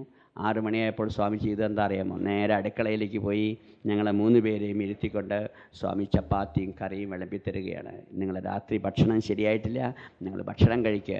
അപ്പോഴും ഭഗവാൻ ഒന്നും കഴിക്കുന്നില്ല. അങ്ങനെ ഭക്ഷണം കഴിപ്പിച്ച് സ്വാമി പറയുന്നു, ഞാൻ 7 മണിക്ക് ദർശനത്തിന് ഇറങ്ങണം, നിങ്ങൾ 10 മണി വരെ പുറത്തേക്ക് ഇറങ്ങണ്ട, പോയി കിടന്നുറങ്ങുക എന്ന് പറഞ്ഞു. അപ്പം നമ്മളെ ഉറക്കാൻ വിട്ടുകൊണ്ട് ഭഗവാൻ തൻ്റെ ഡ്യൂട്ടി ഒന്നും മാറ്റിവെക്കുന്നില്ല. ഈ ഉറക്കമൊഴിച്ചതൊന്നും സ്വാമിക്ക് ബാധകമല്ല. ഭക്തന്മാർ വന്ന് കാത്തു നിൽക്കുന്നു. 7 മണിയാകുമ്പോഴേക്കും സ്വാമി ദർശനത്തിന് തയ്യാറാവുകയാണ്. തൻ്റെ ജീവിതം മുഴുവൻ എന്ന് പറയുന്നത് ത്യാഗപൂർണമാണ്. ഓരോ ചലനങ്ങളും ഭക്തന്മാർക്ക് പാഠമാണ്. അങ്ങനെ ഭക്തന്മാർക്ക് പാഠമാക്കിക്കൊണ്ടാണ് ഭഗവാന്റെ എല്ലാ വിധത്തിലുള്ളതായ പ്രവർത്തനങ്ങളും എന്ന് കാണിക്കുവാൻ വേണ്ടി മാത്രമാണ് ഞാൻ ഈ ഉദാഹരണം പറഞ്ഞത്. എൻ്റെ ജീവിതത്തിൽ പ്രത്യക്ഷാനുഭവങ്ങൾ അല്ല എന്നെ ഞാനാക്കി മാറ്റിയത്, പരോക്ഷാനുഭവങ്ങളാണ് എന്നെ ഞാനാക്കി മാറ്റിയത്. പ്രത്യക്ഷമായ അനുഭവങ്ങൾ ഭഗവാന്റെ കൂടെ നിൽക്കുമ്പോൾ നമുക്ക് ഈ കാണിക്കുന്നതൊക്കെ നമുക്ക് സംശയമുണ്ടാവും. ഇത് മാജിക്കാണോ, മസ്മറിസമാണോ, ഇതെന്തെങ്കിലും രീതിയിലുള്ള ജാലവിദ്യകളാണോ, ഹിപ്നോട്ടിസമാണോ ഒക്കെ സംശയമുണ്ടാവും. എന്നാൽ എത്രയോ ദൂരം നിൽക്കുന്ന നമുക്ക് നമ്മുടെ വീട്ടിലും നമ്മുടെ ജീവിതത്തിലും ഉണ്ടാകുന്ന അനുഭവങ്ങളെ ഒരിക്കലും നമുക്ക് മാറ്റിമറിക്കുവാൻ സാധ്യമല്ല.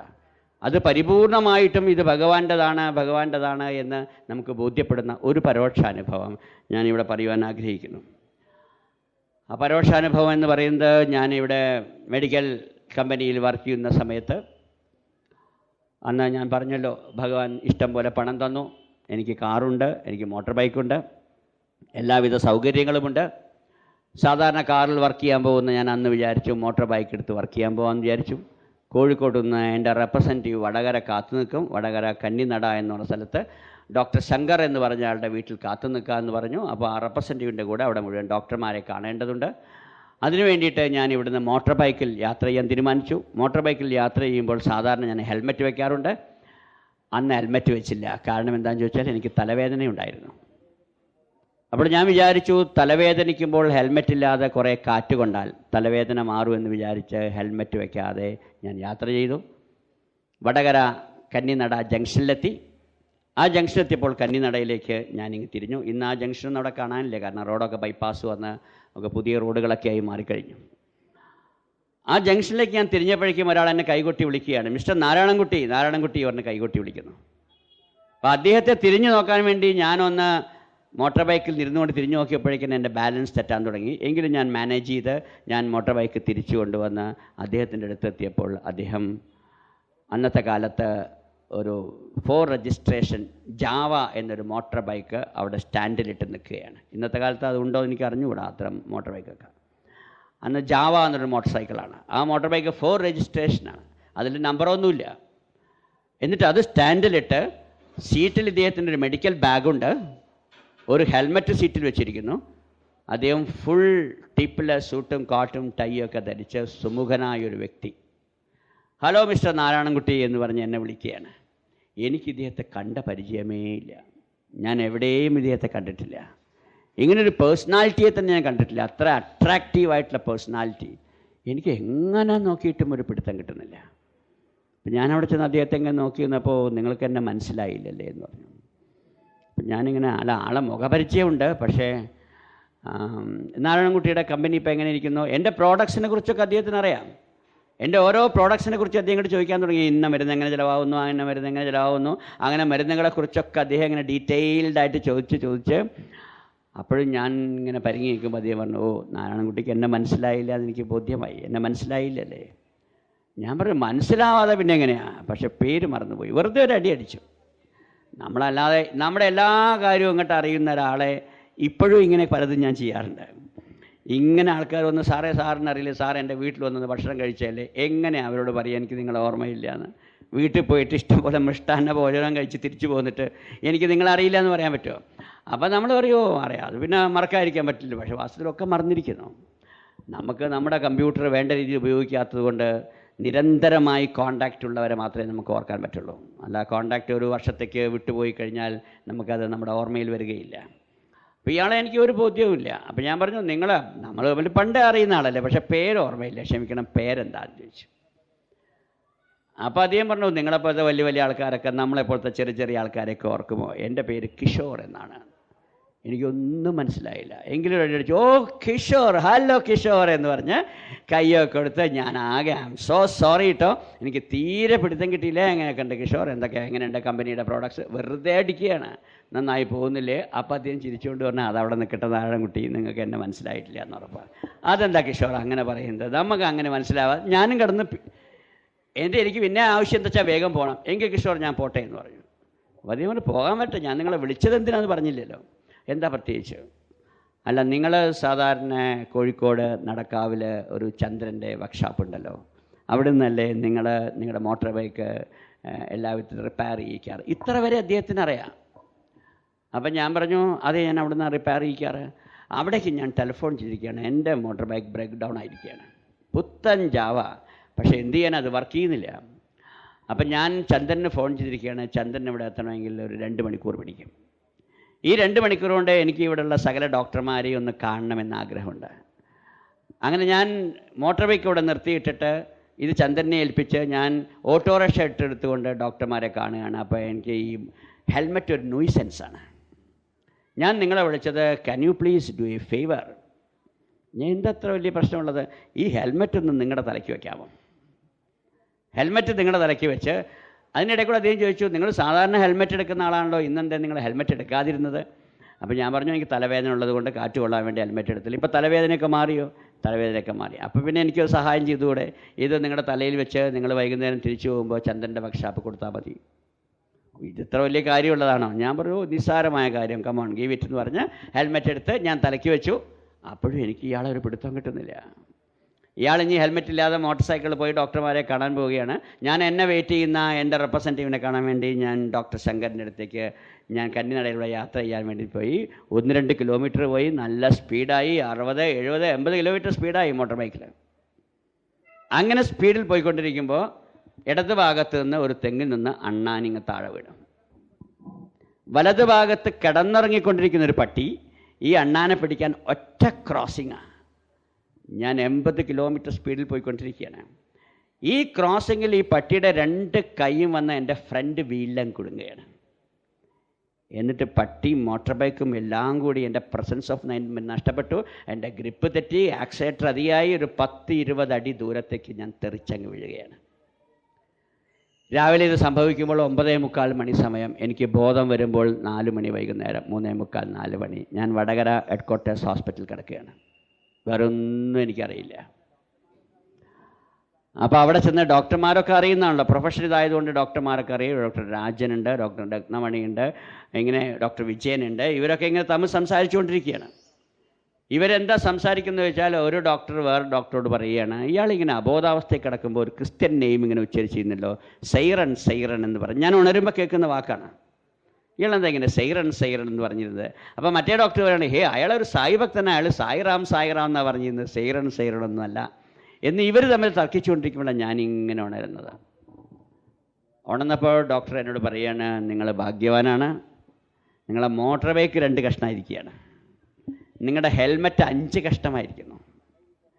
ആ ഹെൽമെറ്റിലായതെങ്കിൽ നിങ്ങളുടെ തല ഈ സമയത്ത് 5 കഷ്ണമാകുമായിരുന്നു. ശരിക്കും നിങ്ങളുടെ സായിബാബ നിങ്ങളെ രക്ഷിച്ചത് തന്നെയാണ്. ഇപ്പോൾ ഒന്നും സംഭവിച്ചില്ല, വായിൽ 2 പല്ല് പോയി എന്ന് മാത്രമേ ഉള്ളൂ. മാത്രമല്ല ഡിസ്ലൊക്കേഷൻ വന്നിരിക്കുന്നു താടിക്ക്. ഡെൻറ്റിസ്റ്റിനെ കാണിച്ച് അത് കമ്പിയിട്ട് കെട്ടിയിട്ടുണ്ട്. പിന്നെ അവിടെ ഇവിടെയും ചില മുറികളൊക്കെ ഉണ്ട്, അതൊക്കെ ഞങ്ങൾ സ്റ്റിച്ച് ചെയ്തിട്ടുണ്ട്. ഒന്നും പേടിക്കണ്ട, നിങ്ങൾ അറിയുന്ന ഒരു കമ്പൗണ്ടർ ഉണ്ടല്ലോ സായി ഭക്തൻ, നിങ്ങൾ അയാളെ വിളിച്ച് ഒരു ടാക്സി കാർ കൊടുത്തിട്ട് you can very well go home. ഒരു മാസം ഒന്ന് റെസ്റ്റ് എടുക്കും, everything will be all right എന്നും പറഞ്ഞ് കാറ് പിടിച്ച് ഈ ഫാർമസിറ്റിയും കൂട്ടി എന്നെ ടാക്സി കാറിലാക്കിയിട്ട്, മോട്ടോർ ബൈക്കിനെ കുറിച്ചൊന്നും നിങ്ങൾ അറിയണ്ട, അതൊക്കെ ഡോക്ടർ ശങ്കർ വേണ്ട രീതിയിലൊക്കെ ചെയ്തോളാം എന്ന് പറഞ്ഞിട്ടുണ്ട്, അതൊക്കെ ചന്ദ്രനെ വിളിച്ചൊക്കെ ഏർപ്പാട് ചെയ്യുന്നുണ്ട് എന്നെല്ലാം പറഞ്ഞ് എന്നെ അങ്ങ് വിട്ടു. കുറേ എത്തിയപ്പോൾ ഞാൻ ഈ ഫാർമസിസ്റ്റിനോട് പറഞ്ഞു, അയാൾ വെറുതെ എന്തിനാ വാഴക്കാട് വരെ വന്ന് തിരിച്ചു പോകുന്നത്. ഞാൻ അദ്ദേഹത്തോട് പറഞ്ഞു, ഡ്രൈവർ ഉണ്ടല്ലോ, നിങ്ങൾ പോയിക്കോളൂ. അപ്പോൾ അദ്ദേഹത്തിന് വിഷമാണെങ്കിലും അവസാനം അദ്ദേഹം തിരിച്ച് നാട്ടിലെത്തട്ടെ വിചാരിച്ച് അദ്ദേഹം വഴിയിൽ ഇറങ്ങി. ഞാൻ ഈ നടക്കാലാവത്തി കാറ് നിർത്തിയപ്പോൾ ചന്ദ്രൻ ഓടി വന്നു. രാവിലെ പോകുമ്പോൾ ചന്ദ്രനോടൊക്കെ ഞാൻ അന്വേഷണം പറഞ്ഞ് പോയതാണ്. എന്നെ കണ്ടപ്പോൾ, അയ്യോ രാവിലെ പോയപ്പോൾ ഒരിക്കലും പ്രതീക്ഷിച്ചില്ല ഇങ്ങനെയൊക്കെ സംഭവിക്കുന്നു. അപ്പം ഞാൻ പറയാൻ ശ്രമിക്കുകയാണ്, കിഷോർ വന്നാൽ പറയണം അയാളുടെ ഹെൽമെറ്റ് പൊട്ടിപ്പോയി, അതിൻ്റെ പൈസ ഞാൻ കൊടുക്കാമെന്ന് പറയാൻ ശ്രമിച്ചിട്ട് എനിക്ക് പറയാൻ പറ്റുന്നില്ല. കാരണം താടിയല്ല ഡിസ്ലൊക്കേഷൻ ആയതാണ്, അതുകൊണ്ട് പറയാൻ പറ്റുന്നില്ല. അപ്പോൾ ഞാൻ കയ്യാങ്കം കാണിച്ചു, ഞാൻ പോയിട്ട് വരാമെന്ന് പറഞ്ഞ് കയ്യാങ്കം കാണിച്ചു. നേരെ വീട്ടിൽ ചെന്ന് ഏകദേശം 1 മാസം റെസ്റ്റ് എടുത്തു. എല്ലാ അസുഖങ്ങളും മാറി. ഞാൻ താഴെ ഇറങ്ങി, ഫീൽഡിലിറങ്ങി, നേരെ ചന്ദ്രൻ്റെ വർക്ക്ഷോപ്പിൽ വന്നു. ചന്ദ്രൻ്റെ വർക്ക്ഷോപ്പിൽ വന്ന് കാര്യങ്ങളൊക്കെ പറഞ്ഞ്, എവിടെ നിങ്ങളെ കിഷോർ അയക്ക് ആ ഹെൽമെറ്റിൻ്റെ പൈസ കൊടുക്കണം, അത് എൻ്റെ കയ്യിൽ നിന്ന് പൊട്ടിപ്പോയില്ലേ എന്ന് ചോദിച്ചപ്പോൾ ചന്ദ്രൻ പറയുന്നു, ഏത് കിഷോർ, എന്ത് കിഷോർ, എനിക്ക് ആരും അങ്ങനെ ഫോൺ ചെയ്തിട്ടേ ഇല്ല, അങ്ങനെ ഫോൺ കോളും വന്നിട്ടില്ല, നിങ്ങളെന്തായി പറയുന്നതെന്ന് ചോദിച്ചപ്പോൾ അത് ശരിയല്ല എന്ന് വിചാരിച്ച് ആൾ മാറിയതാണെന്ന് വിചാരിച്ച് അടുത്തുള്ള വർക്ക്ഷോപ്പുകൾ മുഴുവൻ അന്വേഷിച്ചു. എവിടെയും ഇങ്ങനൊരു ഫോണോ ഒരു റിപ്പയറോ ഉണ്ടായിട്ടില്ല. ഞാൻ മെഡിക്കൽ റെപ്രസെൻറ്റേറ്റീവ്സ് അസോസിയേഷനിൽ മുഴുവൻ പോയി അന്വേഷിച്ചു, ആർക്കെങ്കിലും അറിയാമോ കിഷോർ എന്നുള്ളൊരു മെഡിക്കൽ റെപ്രസെൻറ്റേറ്റീവിനെ. ആർക്കും അറിഞ്ഞുകൂടാ. കാണുന്ന ഡോക്ടർമാരോട് മുഴുവൻ ചോദിച്ചു, ഡോക്ടർ ഇങ്ങനെ കിഷോർ എന്നുള്ള ഒരാളെ അറിയുമോ? ആർക്കും അറിഞ്ഞുകൂടാ. ഞാൻ സാധാരണ എനിക്ക് സായി ഭക്തന്മാരൊന്ന് ചെറുതായി വീണാൽ പറയും ഭഗവാൻ രക്ഷപ്പെടുത്തി. സത്യമാണ്. അങ്ങനെ ഞാനും സ്വാമി രക്ഷപ്പെടുത്തി, അല്ലാതെ എന്തിരിക്കുന്നതിൽ എന്ന് വിചാരിച്ച് അങ്ങനെ പോവുകയാണ്. ആ സമയത്ത് എൻ്റെ മാരേജൊക്കെ ഏകദേശം ഫിക്സ് ചെയ്ത കാലഘട്ടമായിരുന്നു. അങ്ങനെ ഇരിക്കുമ്പോൾ 3 മാസം കഴിഞ്ഞപ്പോൾ ഞാനൊന്ന് വൈറ്റ് ഫീൽഡ് പോയി. വൈറ്റ് ഫീൽഡ് പോയപ്പോൾ ഞാൻ അവിടെ ഇരിക്കുകയാണ്. അപ്പോൾ ഭഗവാൻ ദൂരത്തുനിന്ന് ഇങ്ങനെ നടന്നു വരുന്നു. ഞാൻ ആൾക്കാരുടെ ഇടയിൽ ഇരിക്കുന്നു, ഫ്രണ്ടിലാണ് സീറ്റ് കിട്ടിയത്. ഭഗവാന്റെ നേരെ പിന്നിൽ കസ്തൂരി കർച്ചീഫുമായിട്ട് ഇങ്ങനെ വരുന്നു. സാധാരണ മാറി മാറി രാമബ്രഹ്മൊക്കെയാണ് അവിടെ ഉണ്ടാവാറ്, അന്ന് കസ്തൂരിയാണ് ഉള്ളത്. സ്വാമി നേരെ വരുന്നത് എൻ്റെ അടുത്തേക്കാണ്. അപ്പോൾ എനിക്ക് സന്തോഷമായി, കുറേ കാലമായി കണ്ടിട്ടെങ്കിലും ഭഗവാൻ നേരെ എൻ്റെ അടുത്ത് വരുന്നുണ്ടല്ലോ. നേരെ എൻ്റെ അടുത്ത് വന്ന് നിന്ന് എൻ്റെ നേരെ കൈ നീട്ടിക്കൊണ്ട് സ്വാമി 3 തെലുങ്ക് വാക്ക് പറഞ്ഞു. ഡായ് തലക്കായി ഡബ്ബു എന്ന് പറഞ്ഞു. തെലുങ്കാണ്. എനിക്കൊന്നും മനസ്സിലായില്ല. എല്ലാവരും എന്നോട് ചോദിക്കാൻ തുടങ്ങി എന്താ സ്വാമി പറയുന്നതെന്ന്. എനിക്കൊന്നും മനസ്സിലായില്ല. സ്വാമി അവിടെ ഇറങ്ങി ജനങ്ങളുടെ ഇടയിൽ കൂടെയൊക്കെ നടങ്ങി സ്ത്രീകളുടെ ഭാഗത്ത് കൂടെ പോയിട്ട് വീണ്ടും ദർശനം കൊടുത്ത് വീണ്ടും സ്വാമി വരുന്നത് എൻ്റെ അടുത്തേക്ക് തന്നെയാണ്. എൻ്റെ അടുത്ത് വീണ്ടും വന്നുകൊണ്ട് ഇതേ ആവർത്തിച്ചു. അതായത് തലക്കായി ഡബ്ബു എന്ന് പറഞ്ഞ് കൈ ഇങ്ങനെ നീട്ടി കാണിക്കുകയാണ്. എല്ലാ ഭക്തന്മാരും എന്നോട് ചോദിക്കുന്നു എന്താ സ്വാമി പറയണത്. ഞാൻ അവരോട് ചോദിക്കുന്നു എന്താ സ്വാമി പറയുന്നത്. എനിക്കൊരു പിടുത്തമില്ല.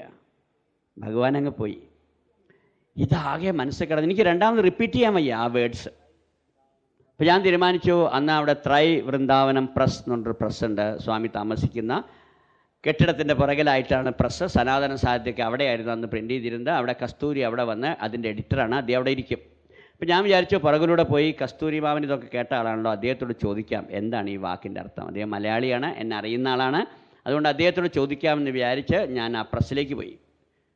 പ്രസ്സിലെത്തിയപ്പോൾ കസ്തൂരി എന്നെ കാത്തു നിൽക്കുകയാണ്. കസ്തൂരി പറഞ്ഞു വാ ഞാൻ നിന്നോട് ചോദിക്കാൻ നിൽക്കുകയായിരുന്നു, എന്താ സ്വാമി നിന്നോട് തലക്കായി ഡബ്ബു എന്ന് പറയാൻ കാരണം. ഞാൻ പറഞ്ഞു മാമ ഒന്നുകൂടി റിപ്പീറ്റ് ചെയ്ത് എന്ന് പറഞ്ഞ് അത് എഴുതിയെടുത്തു, തലക്കായി ഡബ്ബു. ഞാൻ ചോദിച്ചു അതിൻ്റെ അർത്ഥം എന്താണെന്ന്. അപ്പോൾ കസ്തൂരി പറയുകയാണ് തലയിലെ തൊപ്പിയുടെ പണം എവിടെ എന്നാണ് അത്രേ വാക്കിൻ്റെ അർത്ഥം. അപ്പോൾ തെലുങ്കിൽ ചോദിക്കുകയാണ് തലയുടെ തൊപ്പിയുടെ പണം എവിടെ.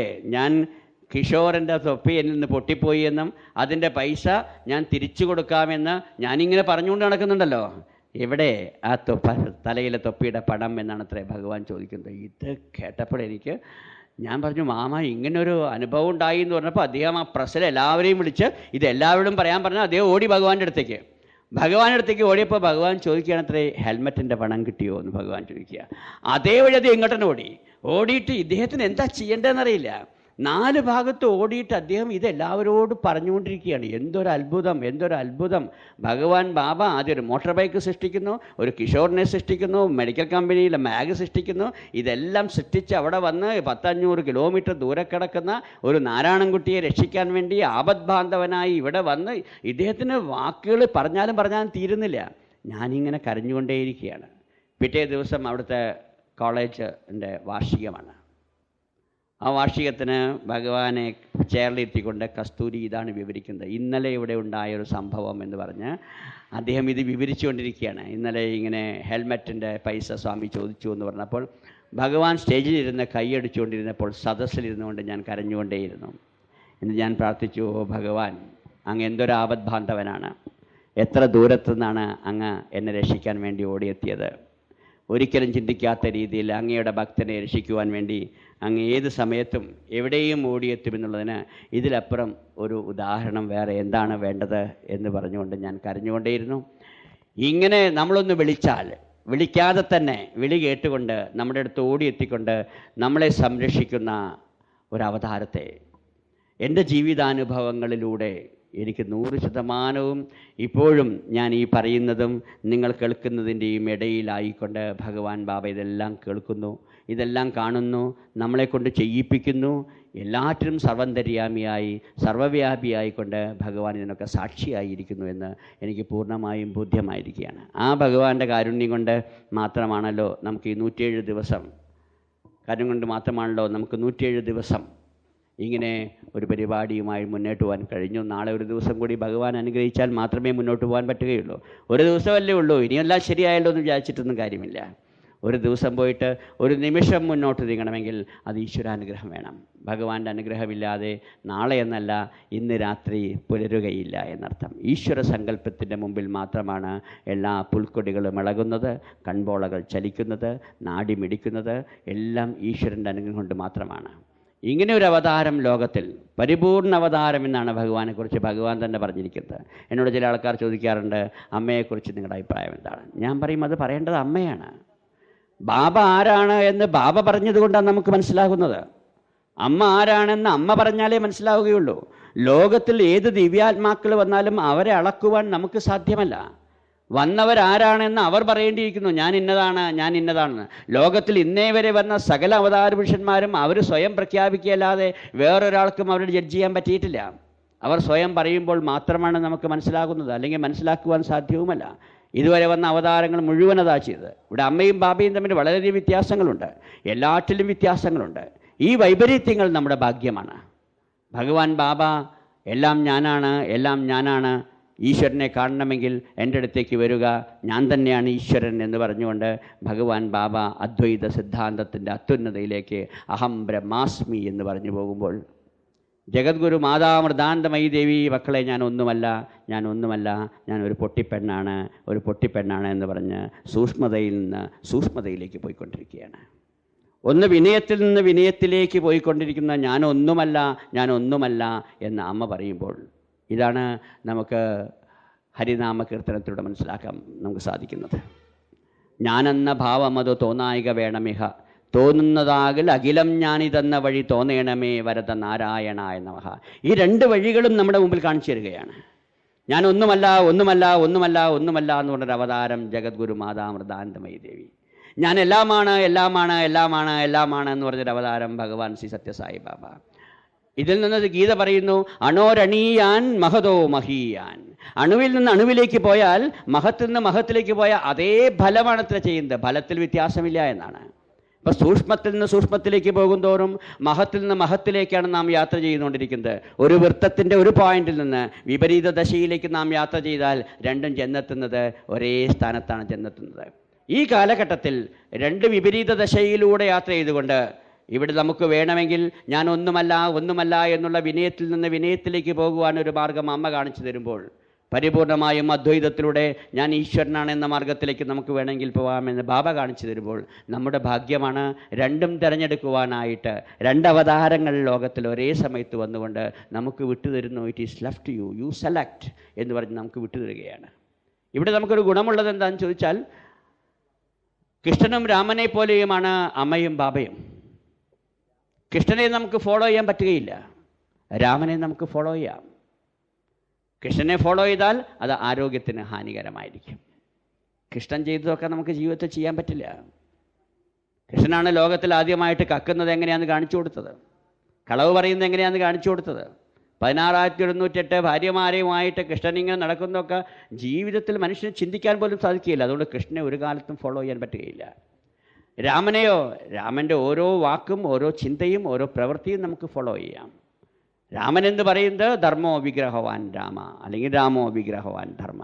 ഇതുപോലെയാണ് അമ്മയും ബാബയും. അമ്മയെ നമുക്ക് വളരെ എളുപ്പത്തിൽ ഫോളോ ചെയ്യാൻ പറ്റും. അമ്മ എല്ലാം നമുക്ക് കാണിച്ചു തരുന്നു. വന്ന ഉടനെ തന്നെ അമ്മ സ്റ്റേജിൽ വന്ന് നമസ്കരിക്കുന്നു, അമ്മ പൊട്ടു തൊടുന്നു, കുരി തൊടുന്നു, അമ്മ രുദ്രാക്ഷങ്ങളെല്ലാം ഉപയോഗിക്കുന്നു, അമ്മ നാമം ചൊല്ലുന്നു.